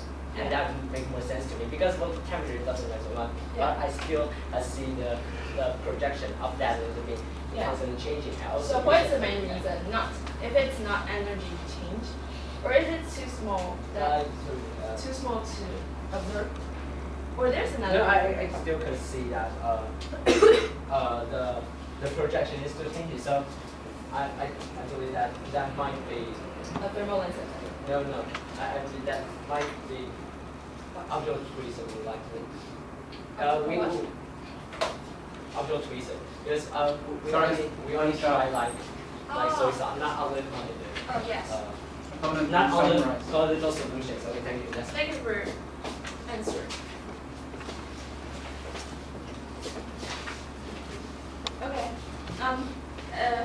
we have figured out some of the details in the reports, and we found that they have a very strong theory. However, there's no, because this problem statement, it's about thermal length effect. So we are just looking forward to see the obvious radius, maybe the light spots change or the intensity change, as well as the temperature change. However, the reporter don't have a strictly temperature, very obvious temperature change. That's my conclusion. Thank you.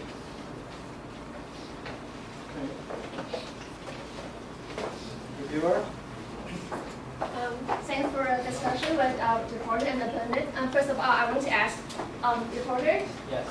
did you do any experiments? Because I didn't see any pictures or any graphs on your I photos. just showed that, and on those graphs we just see that at that point, but we did make some proper signal data. Yeah, so you can really see it right here. All you can give you is the fact that I present all that I already presented. Okay, thank you. So can you please give a picture of your setup or something like that? So I can prove that you have done any experiments. First, this could be, and another one is, look, this is a laser. This is a big, this one. And right here, if you wait, you can find, like right here, there's two up there, and with the soy sauce layer in between. So yes, basically this one. Okay, so you keep asking about this, but which is it? Because the problem say about the thermalness. So what is soy sauce a convexness or completeness? It's soy sauce convex and complex. Okay, so it's basically based on its transition index and the ratio to the temperature. So please just give me if it's a convexness. Based on most of our, it was Sorry, convex and what another one. And the planet? I believe it is a concave. Yeah, you concave. Yeah, it You go just out. make the light spot bigger. I just showed chart that drawing chart. Okay, and the reporter is saying that the other liquid cannot have thermalness effects such as water. What's the difference between the soy sauce and other liquids? What's the main difference? That's a very good question. I said there's some particles. There should be some particles, and it has to be big enough. There's a certain range of particles within it, which we call collected solutions. I agree with the reporter. So is there any other liquid that can have a thermalness effect or just soy sauce? There are many. Reporter? Milk, blood. What milk can have? I just showed that on the first page. No, it's not first page. It's an outline of my annotation. I was told that this one, colloidal solution. So basically, it was defined as colloidal solution. This So should have what that. is common characteristic between the soy sauce and the milk? This particle, and the particles being there's a Time's up. certain range Sorry, time's up. of the volume of the particles. Reviewer has 2 minutes to prepare.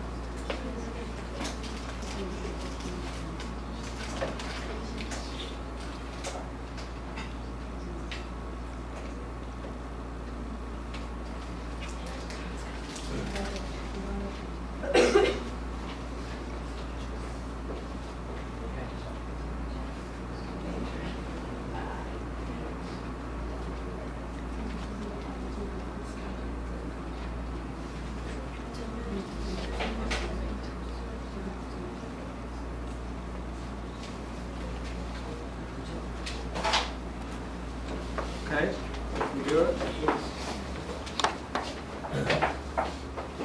Good afternoon, I'm a reviewer from Team Excel, and today I'm going to review number 9 source of optics.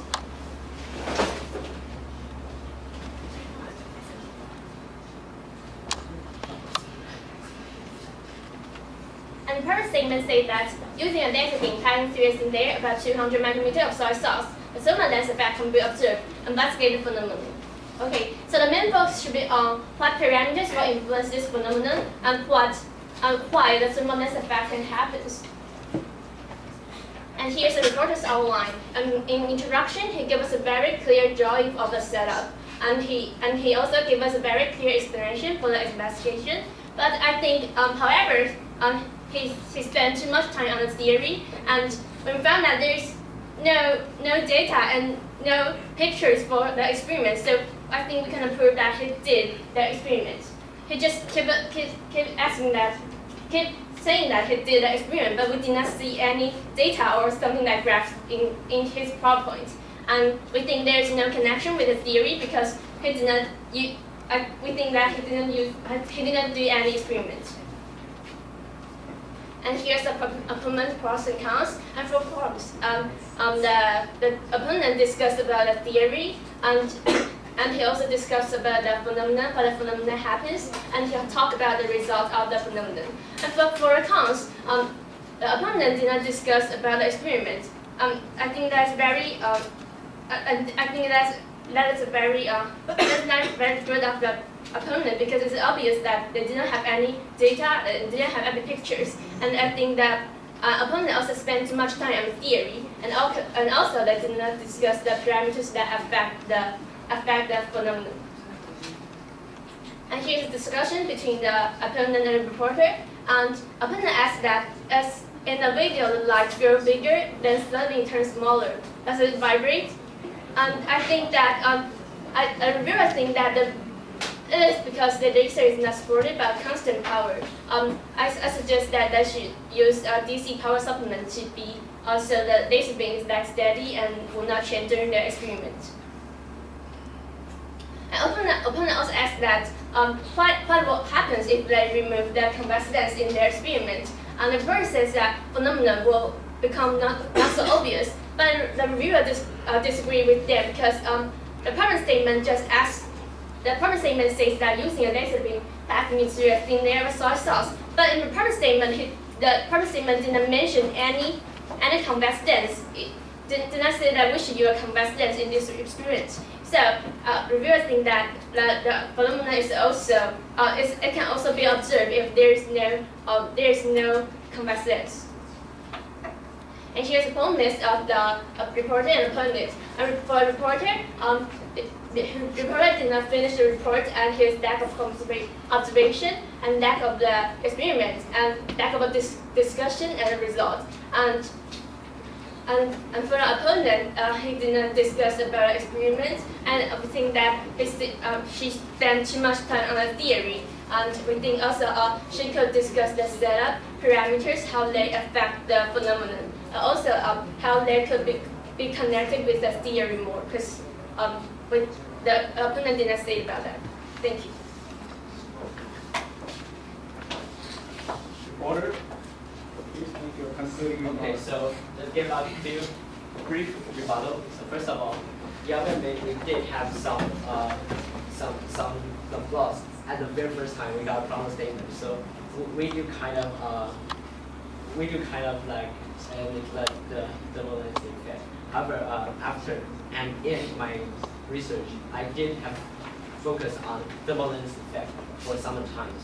But finally, I still think that some of that, due to my some lack of experimental equipment and some difficulties of doing the experiment, so I can't really see the relation between temperature and refractive index at this point. So then I tend to see optical traces, it might be one of the ways to explain things. And second of all, the reviewer did have also a question about whether I did experiment or not. And the answer is yes, I did do experiment. Because since you look at that clip, it's all taken by me, and also the infrared camera. All these things it could improve that I did the experiment. However, I did not do like many parameters. I just tried soy sauce, and I tried to control its thickness in 200 millimeters, and so we did do the experiments. I just put something on top. And lastly, talking about whether I did focus on this problem statement or not, I would argue that I did focus on this because some of the experimental things and theoretical things, due to some difficulties, I can't really see the relation between temperatures since the temperatures are hard to write in my observation. And if we further scrutinize, I would tend to believe that it might be applied solution that will help it. And that's all. Thank you. Okay. Jury has any question? Yes, please. Okay, so I would like to ask all of you, a sequence from you and the opponent and the reporter. So you have mentioned about the new phenomenon, optical freezer. Can you explain the physics behind in the optical freezer? You first. Could you rephrase the question? The physics behind for the optical freezer. I think that phenomenon happens because the laser is not actually, the intensity in cross section of laser is not actually equal. It's like a Gaussian. So that's why it causes a Wallace effect.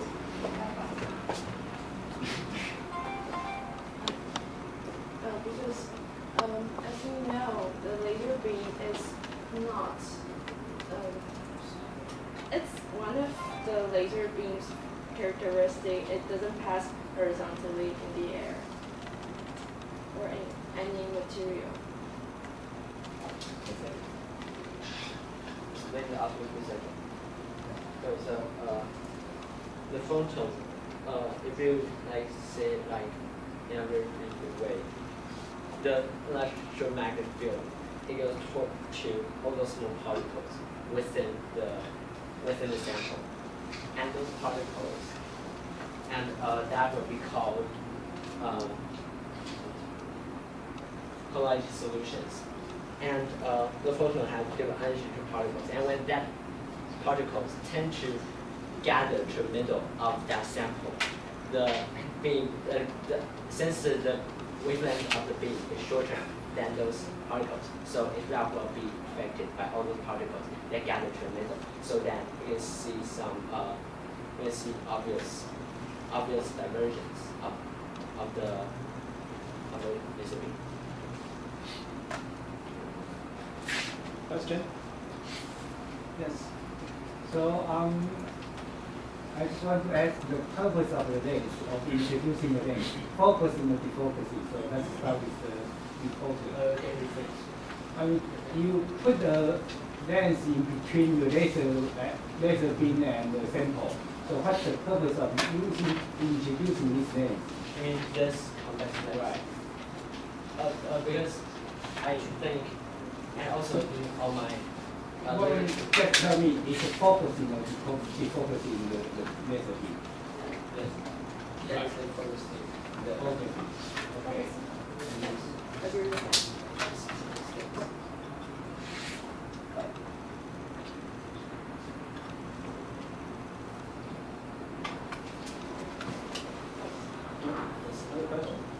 Well, I just asked a question.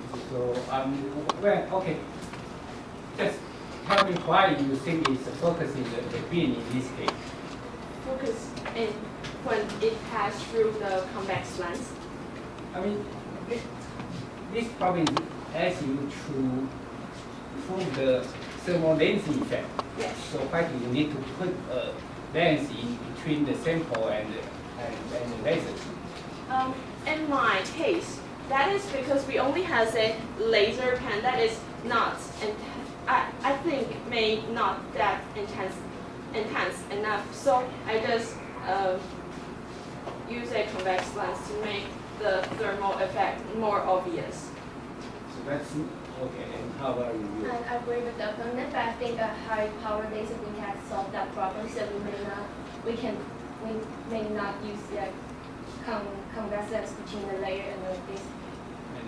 This is a way to ensure and to make the observation stronger. So even though we take this off, we can still have. So all the three things that the density effect is from the lens, not from the thermal density. Is that? The what? I mean, the density effect you observe through the device is because of the lens, not the thermal density. But the density. No. The main theory is thermal lens, but a convex lens can make the theory more obvious to observe. Thermal lens is because of heat, and that causes a refractive index of change. And what we observe is the refractive index is changing, so that should be thermal lens. Okay. Three may take some time to do calculations of your score.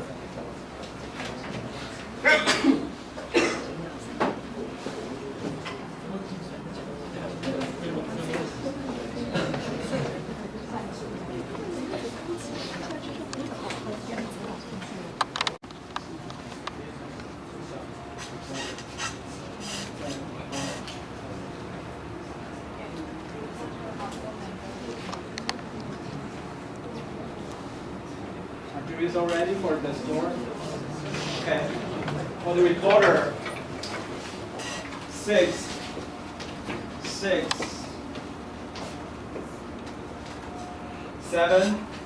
4, and 5. For the score of recorder. For the opponent,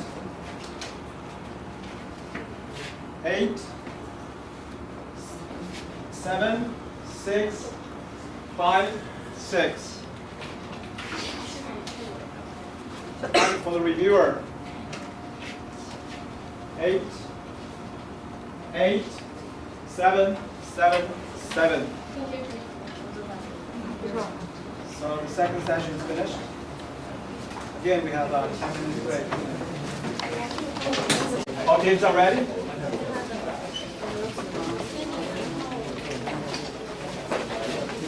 So let's start the last section of this afternoon.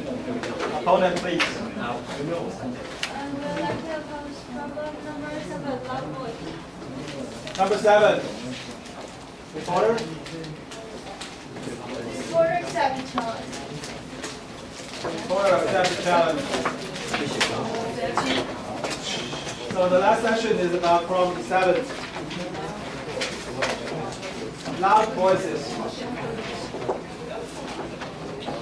All teams, please write down your information on the blackboard.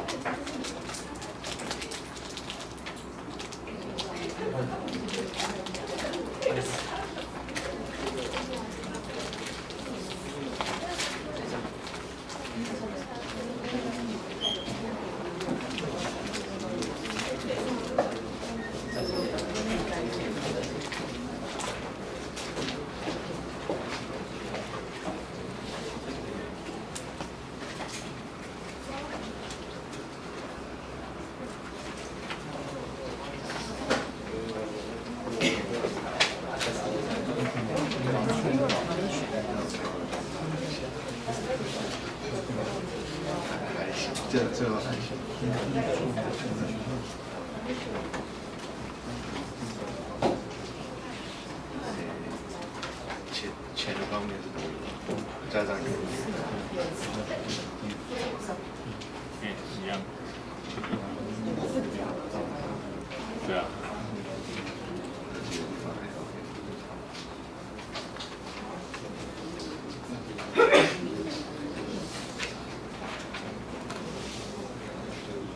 So we have reporter UK. Yes.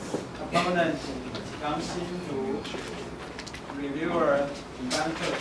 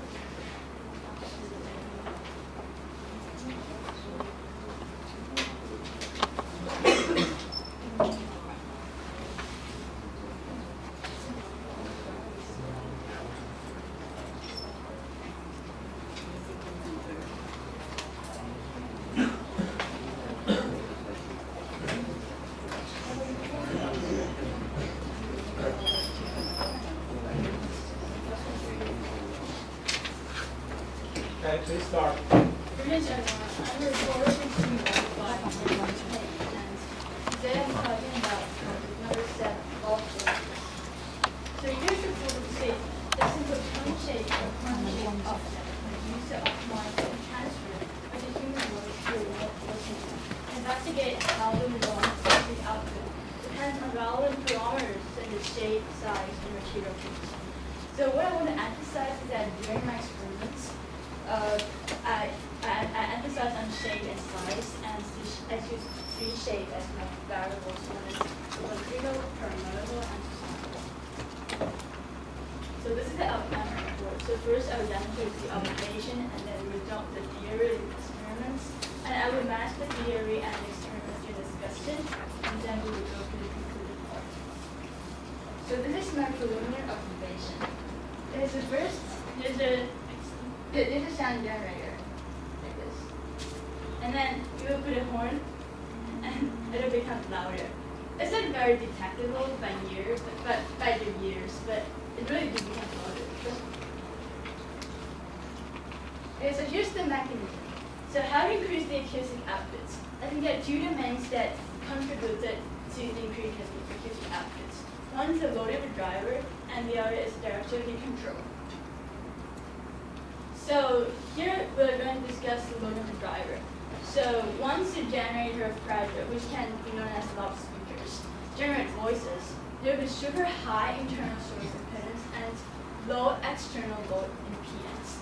And the mismatch in the source impedance causes the energy converts into heat, etc., which is also known as energy loss.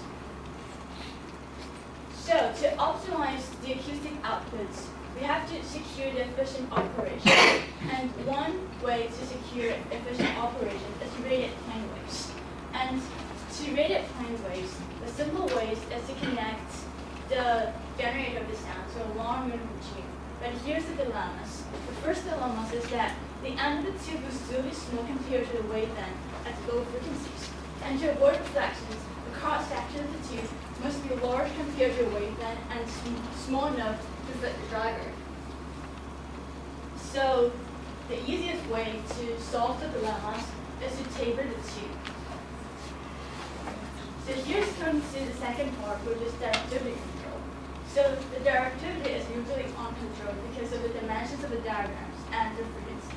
And possible solutions are to use multiple driving units or to use digital signal processing. But the easiest way to control directivity is to use a horn because the walls will restrict the spread of the sound waves. And here's the mechanism here's the equation that can describe the overall behavior of the sound waves, which is known as the Wattson-Schwann equation, and the equation is going to be like this. The five equations is the velocity, potential, for as in the cross-section area of the corner of x, and k is 2 pi frequency over the c. And the assumption simplifications of these equations is that the sound energy was uniformly distributed, and that they consider only the motion in the xy direction. So here's my theory. As I mentioned before, I choose three shapes as my parameters, so I get three relative theory that will connect to my experiments. And one theory is for one shape. So here's the theory for the cylindrical shape. So this equation is called the Helmholtz equation in cylindrical symmetry. And you can see the divergence of R gradient P plus the square root of KRP will equal 0. And P is the complex pressure under the flow, while R is the distance to the symmetric axis, which is the radius of the mouse, and the gradient is a two-dimensional gradient operator because it only considers two-dimensional. And K is the wave number. So according to the formulas, I derived my variable 1. So the variable for my experiment 1 is the radius of the cylindrical cone. So I will change the R and see how the movement will be affected. And for the second theory is for my second shape, which is a pyramidal shape. And this is an E-plane shape, which I use in experiments. And this is the directivity formulas, directivity equations for pyramidal horn in E-plane shape. The directivity in E-plane shape can be shown as equations like this. So in my experiments, I changed the y's of the E-plane horn, which is A, in this equation, and see how the movement will be, the acoustic output will be affected. And the third theory is connected to my third experiment about the cardinal horn. And this is the formula for the gain of the cardinal horn. And as you can see, the gain equals pi d over lambda and square and multiplies EA. So D is the average diameter of rectangles and lambda is wavelength, and the E small a is the average efficiency. So my variables for experiment 3 is the average diameter for the cardinal horn, the small d. So here's my equipment. So I use a lot of horns, which is comprised by papers, and I use Spectre's a mobile app that can be used as the frequency and the volume meter, which can measure the frequency and the volume of the sound and hear any differences. And I use a frequency sound generator, which is also a mobile app, and fix my frequency is 442. So here's my setup. So here's the frequency generator and here's the horn, and I put the frequency and volume meter right in front of them. So here's one of the concerns, because this setup didn't actually match the problem statement. Because the problem statement is talking about human voice and remote listener. The problem is it's very difficult to quantify human voices. And if I put the volume and the frequency meter in the remote area, there will be too much interference of the environment. So I decided to put the frequency and volume meter as near as possible, and I didn't use human voice as my generator. I used a stable frequency generator as my generator to secure the accuracy of my experiments. So this next experiment 1 about the radius of a cylindrical horn. And my independent variables are the radius of the cylindrical horn from 2 centimeters to 4.5 centimeters. And dependent variables is the outputs measured in decibels. And the others are the control variables such as the background sound and so on. So first I construct a horn and design and place a variant and the spectrum of both and record the stable values of the outputs. And this is the result from the data, and the control group is 63 decibels, which is the acoustic output without the horn. And the background is the acoustic, the sound measured without the horn and without the frequency generator. And these are my data. And experiment 2, I changed the width of the E-plane horn, which is known as SA, from 5 centimeters to 30 centimeters, and different variables and the control variables for the same as in previous experiments. So this is the data of my experiments, and I will discuss the results later. And experiment 3 is about the diameter of the common horn, and my dependent variables are from 12 centimeters to 20 centimeters, and these are the same as the previous ones. So these are my data, and these are my control group and my background noises, and also I will discuss this later. So here's the discussion. So in experiment 1, the variables is the radius of the cylindrical horn. And as you can see, there are 2 smaller dots here. And when the radius is more than 2.5 centimeters. And this is because the width, because when the radius is more than 2.5 centimeters, the diameter of the cylindrical horn is smaller than the width of the frequency generator. So the sound just distributed in the environment without being focused in the horn. And as for the other 4 dots, according to the Helmholtz equations, the combination of Helmholtz equation and sound intensity formula does the radius of the cylindrical horn will be proportional to the sound pressure, the reciprocals of sound pressure, which is also proportional to the reciprocals of intensity. So I convert the results of my experiments in intensity and draw a line between the R and the radius and the reciprocals of sound intensity. And you can see there are positive linear correlations between these 2 variables.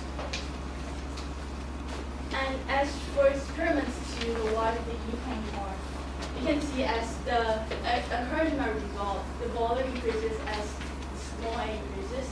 And this is because according to the directivity formula, the A is proportional to directivity. And directivity, the definition of directivity is the power in certain direction over total power radius. And since the total power radius is constant throughout experiments because existing sources as frequency generator, directivity is proportional to the power in certain direction. So A is proportional to directivity and the intensity. So again, I convert my data into intensity by changing the units, and I found a linear positive correlation between the width of the pyramidal horn and the intensity of the outputs that is being measured. So in experiment 3, the diameter of the common horn. So this is the process of query by relationship. So the gain is proportional to the square root of D. And according to the definition of gain, the gain is also proportional to the radius intensity. So the square of D will be proportional to intensity as well. So I also got a positive linear correlation between these 2 variables. So here's my conclusion. The radius of the cylinder bears positive linear correlations with the reciprocals of the acoustic intensity, while the width bears a positive linear correlation directly with the output acoustic intensity. And diameter of the common horn bears a positive linear correlation with the gain. And the aperture of the horn must be wider than what the sound generator in order to preserve the energy as much as possible. And this is all of my reports. Thank you.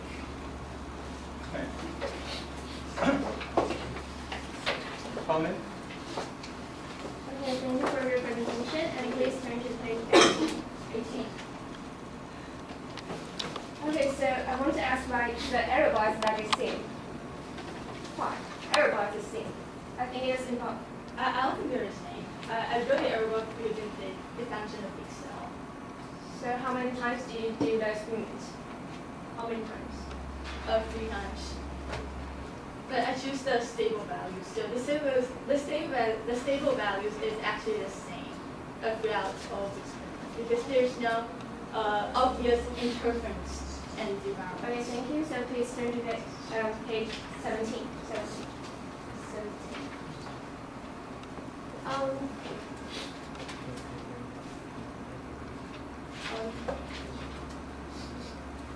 Sorry, I think it's not big. But I think that you say that you control the background sound. Oh, so the background sound is the sound of the environment, which I will measure before my experiments, so that if I subtracted the intensity with the background intensity, I can get the exact value. But do you think it will change during your experiments? To my result, my background sound didn't change. So I changed the background. I measured the background sound every time, and they are all 45 decibels because I choose a very quiet place to do my experiments. Okay, thank you. Please go to the discussion about radius. About radius, this one? Yes? Yeah. I think we talk about the sound pressure. Yeah, I talked about sound pressure, but in the sound intensity formula. And the sound pressure is proportional to intensity, so I just substitute it into intensity. What is that have nothing to do with the decibel, with the volume? Sorry. Also, no, Sorry, time's up. Okay, thank you.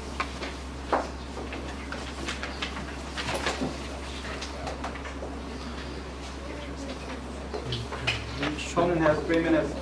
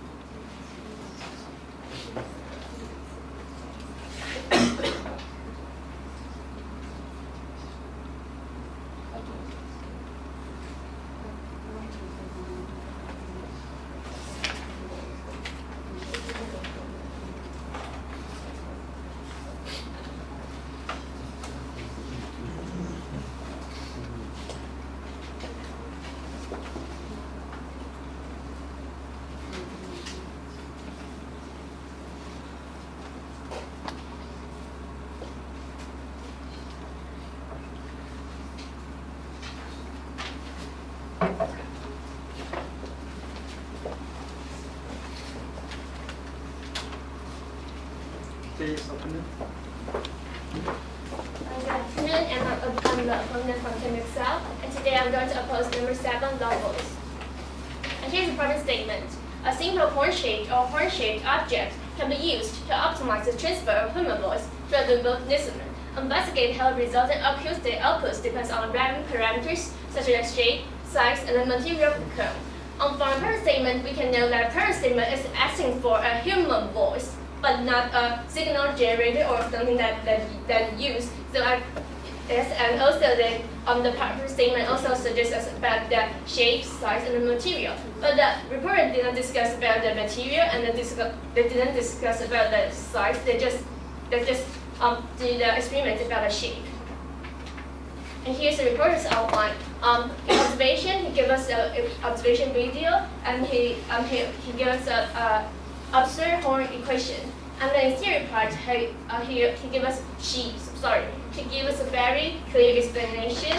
And in experiment, he tells us about the arc of the horn, width of the horn, and the diameter of the conical horn. But the concept that she said that she did only three kinds of experiments, and apparently think that is not enough for data to show.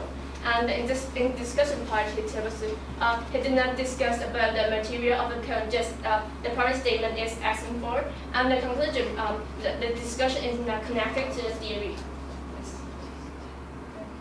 And here's a discussion that opponent wants to discuss with the opponent. And first one is that what is the main cause of the phenomenon? Because the reporter keeps showing their formula, but they did not give us very clear explanation why this phenomenon happens, why a chord shape or horn shape can be used to optimize the voice. And also in experiment part, I want to ask the purpose statement asks for a remote listener, but from the reporter's report, we don't think that distance is remote. So I think that it didn't fulfill the purpose statement. And also, they did not discuss how they actually make a cone. So I'm curious that how they make a form.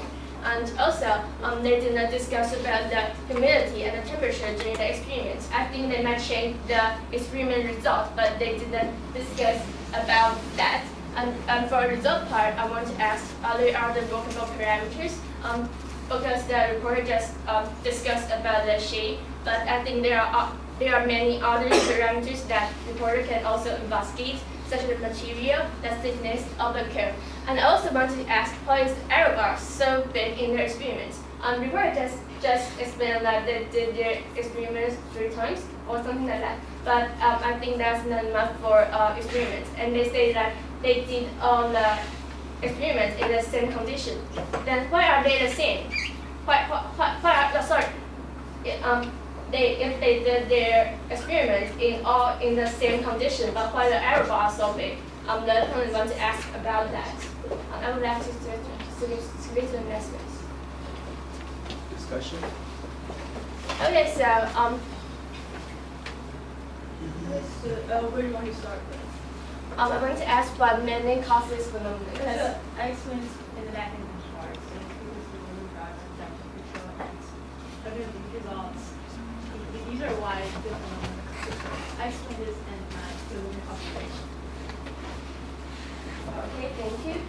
But opponent think that the chord shape or horn shape can be used to optimize the voice is because when there's no cone around the sound, the energy just disperses in all the directions. But if when there's and I say this in my preliminary observation, like the mechanism, because it restricts the spread of sound.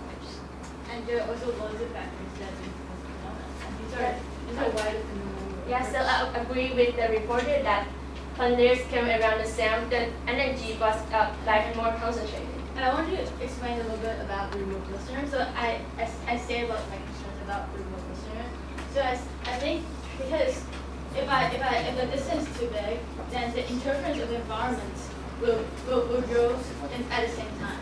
So I choose to measure the volume at the opening part of the horn, because based on the assumption that if the volume at this point is larger, the volume at the remote listener will be larger too. And my setup is is based on my concerns about the interference of the environments. Because if we put the meter to remote, then it will interfere. Okay, thank you. But I disagree with the reporter.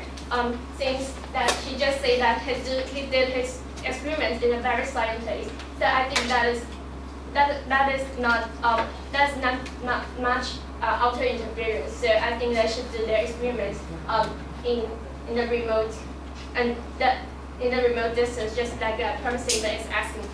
Yeah, I agree that distance is one of the parameters that is worth discussing. I agree with this one. Okay, thank you. And you say that you use a signal something to. Oh, you mean frequency generator instead of human voices? Okay, so I use a frequency generator at the frequency of the human voice speaking. So according to some data, most people speak in a frequency of 442. So I use the frequency that can simulate human voice because I think human voice is not stable enough. So I use this frequency of the human voice instead of using just the human voice because I don't think we can quantify human voice. But I think human voice is a combination of different frequencies of sound. But you just use one frequency to replace But human if you voice. use human voice as the frequency generator, how can you make sure that it is stable? I think you can record the sound, and then when you are doing the experiment, you just I suggest you when doing an experiment, play the sound again and again. So I think that's that. Yeah, so I think one of the optimization of my experiment is to use multiple frequency instead of one frequency, but I don't think I should use human voice.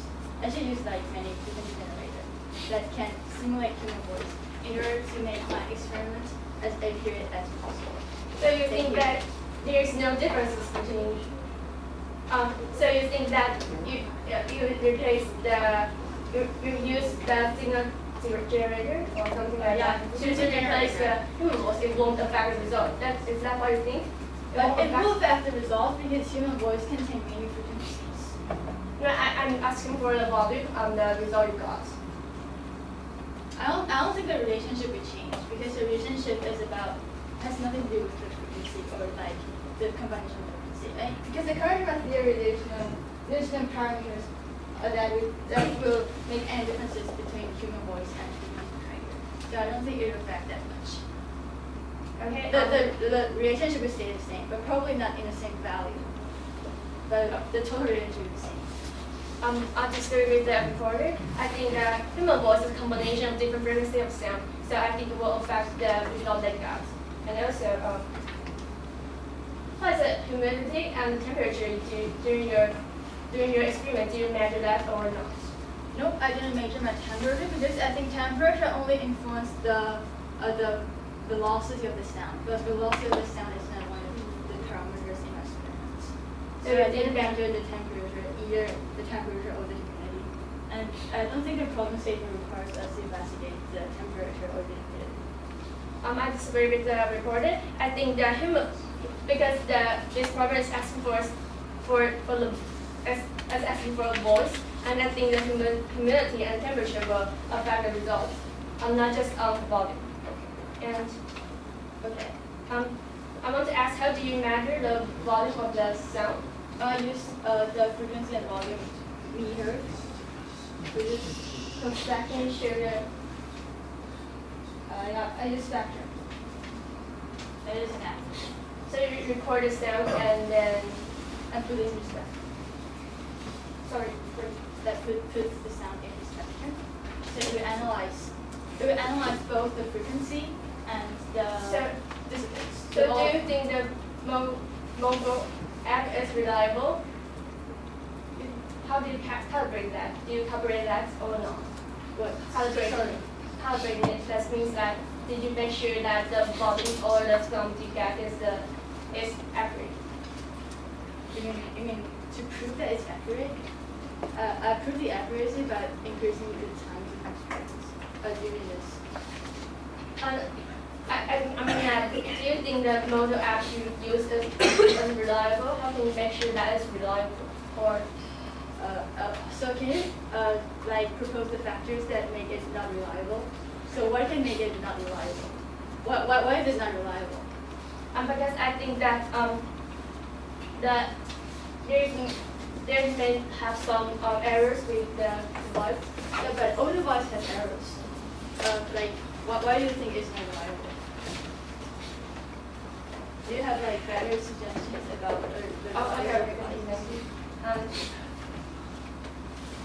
And I want to ask, is there any workable parameters in your opinion? Sure. Workable parameters? Yes. Sure. So I think, as you said, material is a good idea because I only So consider have the material shape and size. I only do shape and size. I didn't do material. and how can you predict that what will happen if the material of the cone is not the same? Because you use the same material in your experiment. I use the same material, so you mean like predict what? Predict if you use a softer material, what will the volume or the result difference? Okay, so my assumption is that if the material is softer, the acoustic output would not be optimized. The harder it is, the better it is. Why didn't you do this parameters? Because it is said in the power statement. I think Okay, it's so very this because of the limitation of probabilities. So I construct all the horns myself, and I think paper is one of the easiest way to fold it and to make the shape that you want. Okay. I disagree with the reporter because I think that the material of the cone is easy to guess. So I think there should be basking the material. Yeah, but my question is, so say like if you use sorry. like, Okay, let's move to the next question. And okay, how do you think the thickness of the cone will affect the results of the?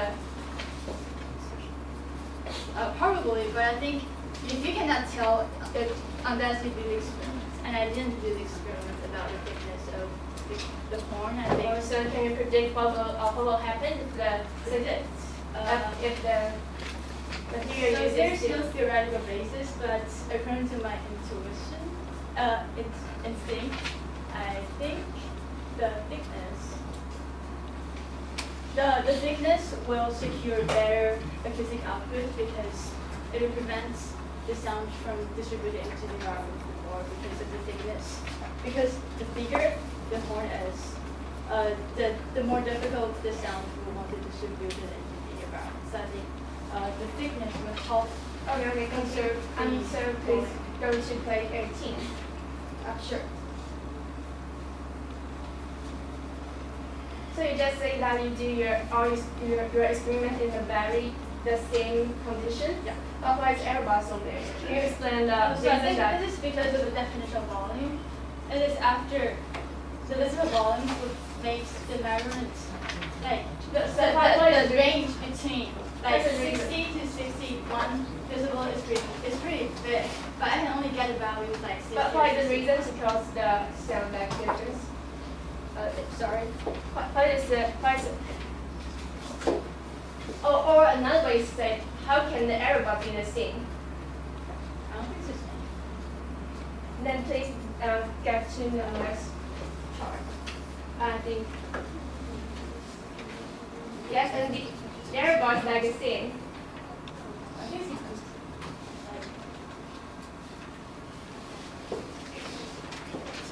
like a little bit closer.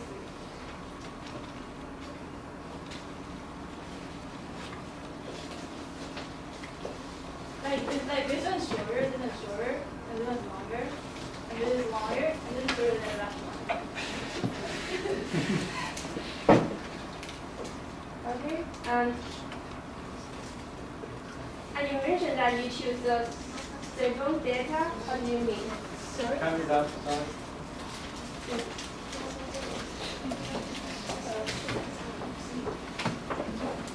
And here's a summary for the discussion. First, I think the reporter think that the reporter just did the shape of the curve, but apparently think that the size and the shape will affect the result. The shape and the material of affect the result, and I think that's one point that a reporter can improve. And so I also think that the reporter should also elaborate on the material, since the material is very easy to get from in our life. And from the chart, I think that the error bar is like the same. So I wonder that how do they do the experiments, or why the error bar is like the same? Yes, thank you. an error bar is too big. Yes, Stop. we are just curious. Thank you.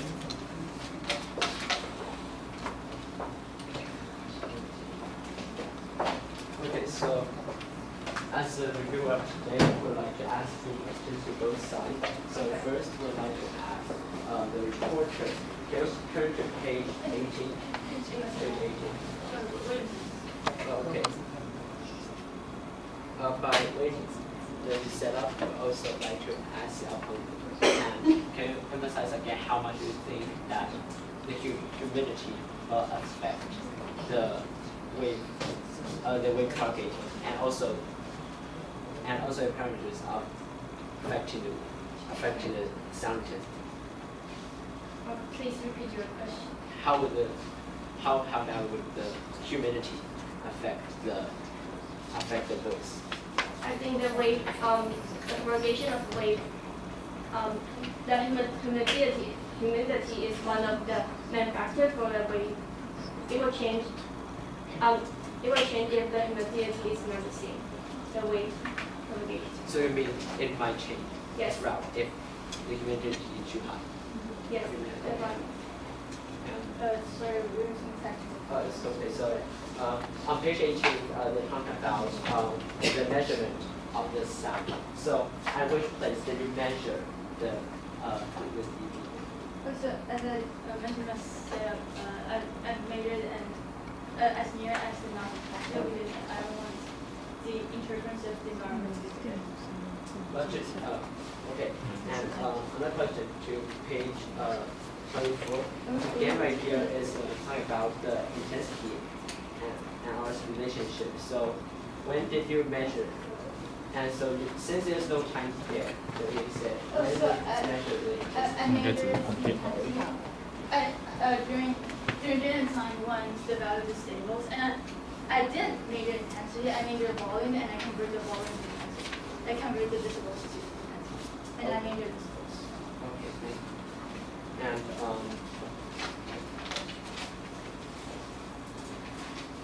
okay, I think that's basically our questions. Thank you. Thank you.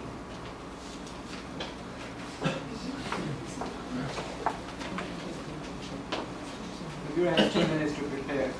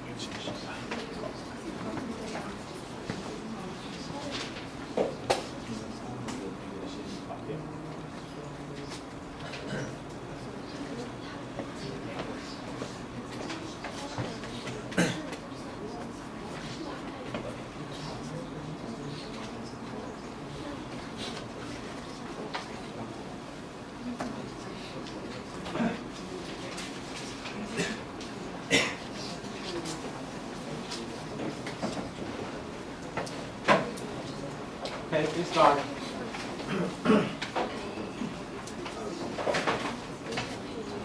Okay, so honorable jury, fellow participants, I'm honored to present the big long pair to be a reviewer of today's presentation.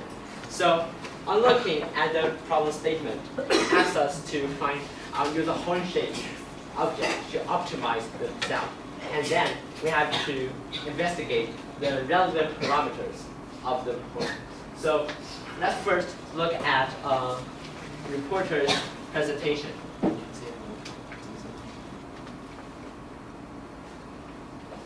Okay, so I'm looking on their presentations. So first of all, they give a clear phenomena. They give a clear explanation of the phenomena, and also they have give some formulas which might be really useful for finding the best point shape that optimizes sound the best. And next, of the experiments, there are used some change factors, including size and shape, and they use few kinds of horns, and they use those horns to do some experiments. And at this point, they said the frequency generator was being done by the cell phone, and they use spectrum to measure the volume numbers. And next, and as a summary of their of the comments of their reports, their advantage including comprehensive experiment, and we believe that more amount of data would be desired. And they did a lot of researches and relative theories and formulas. However, at the same time, again, we're also expected to see more experiments. And they give a clear and logical presentation. As for the suggestion for the opponents, they can ask some excellent questions and good suggestions. We can find that after this discussion, the reporter might find some parameters that help them. Excuse me, can you pause the time because the projector thing doesn't work again.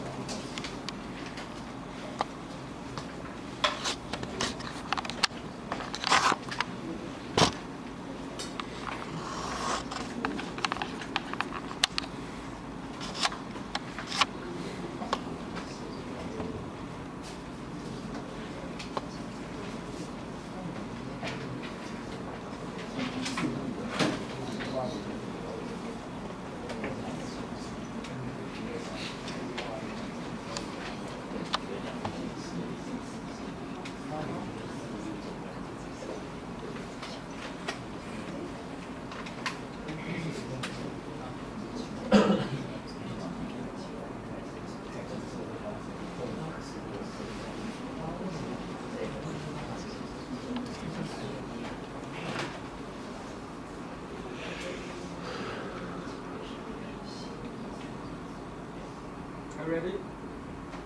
Yes. Okay. Okay. Sorry for technical difficulties. Okay. And of their suggestions, they did focus on many excellent questions and give good suggestions. However, we believe that they have to know what the essence of the topic is. So then let's now look at all the summary and the discussions. So one of the questions including they're asking the median axis, and that's basically something regarding to the chart. And next, and some of my questions including, since the frequency generator, they're using a phone, but that seems not to be a point wavefront.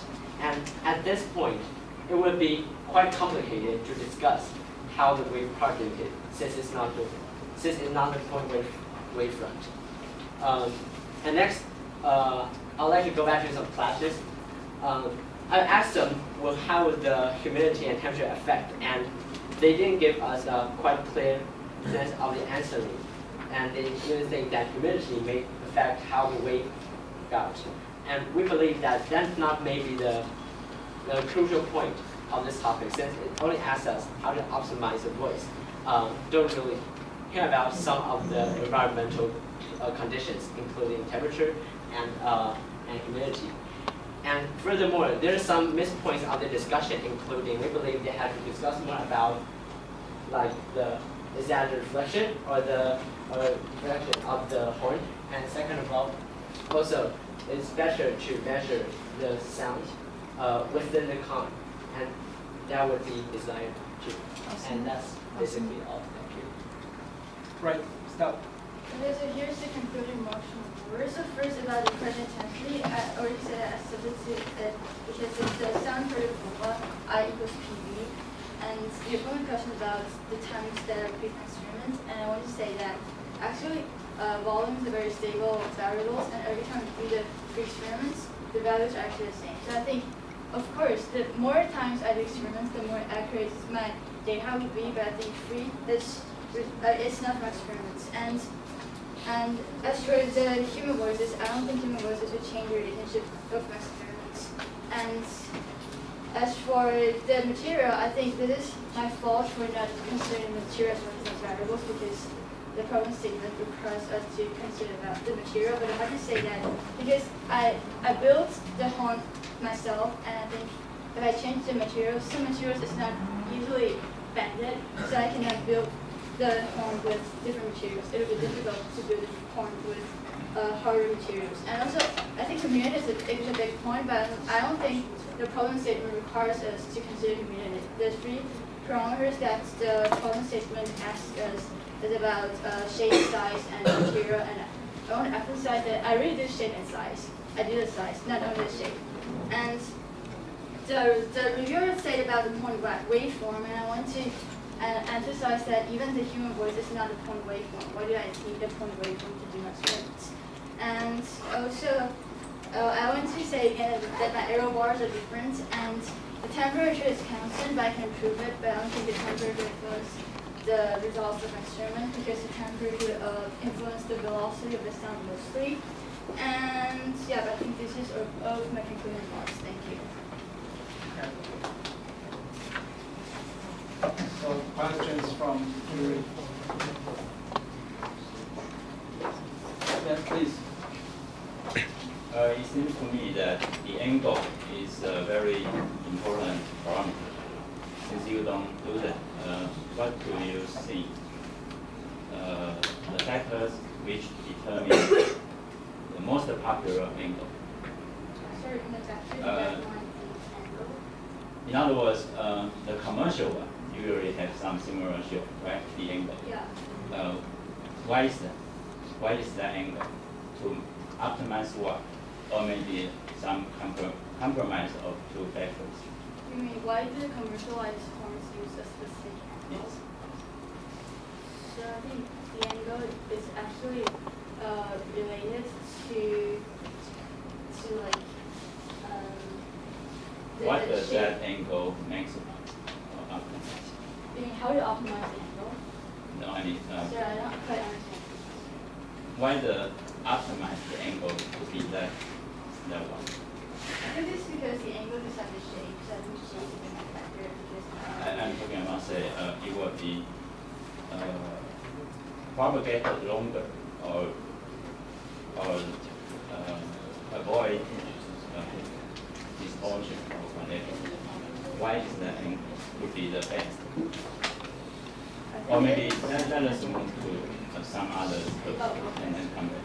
What's your opinion, your opponent? I think as the angle of the cone is like bigger, the volume will be smaller because the energy disperses in more direction. And I think if the angle is like smaller, the energy just concentrated, so the volume will be bigger. That's what I think angle will. Why it will be big? If the angle is like smaller, Yeah. the energy is like concentrated. So what's the disadvantage of that? I think the volume will be higher because the energy is like. Then that would be a better one, or? Yes, I think that's what I think. But how come the commercial one is not that? You are talking about cylindrical one would be better, am I right?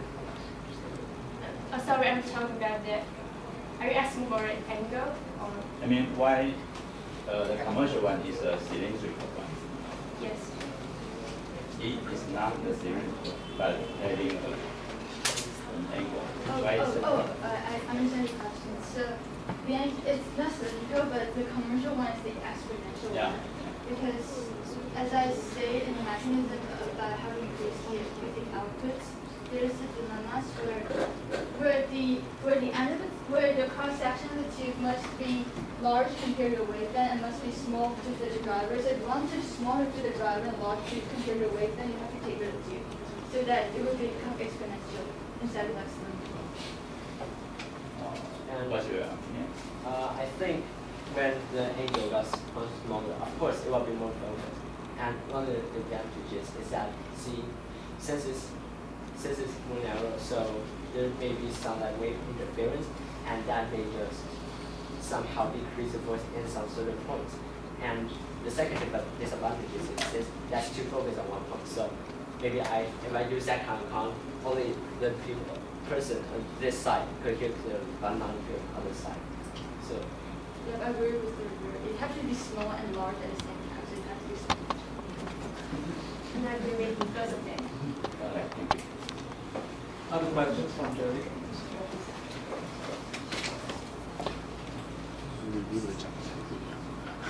Okay, no, let's conclude the sessions.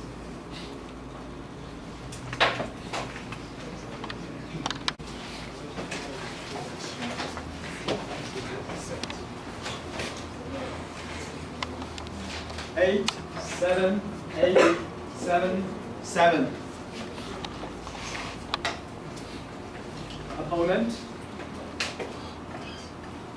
8, 6, 7, 6, 8.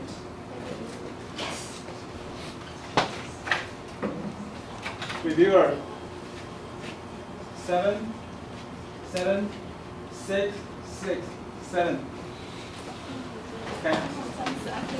So we have finished all sessions and conclude the. I have one comment. I suggest that in this case you have discussing a lot about the problem statement, and it seems to me that the first statement is just describing an example of the device that can be used to do something. So, well, the true point is the second sentence. So I suggest next time that if it's just an example, you can express your opinion that maybe, for example, that the opponent say that you can record the human voice and then play in the experiment. You just say one is enough. In this case, I don't think the problem is just saying that it's as an example. So yeah, that's my. Okay, thank you all.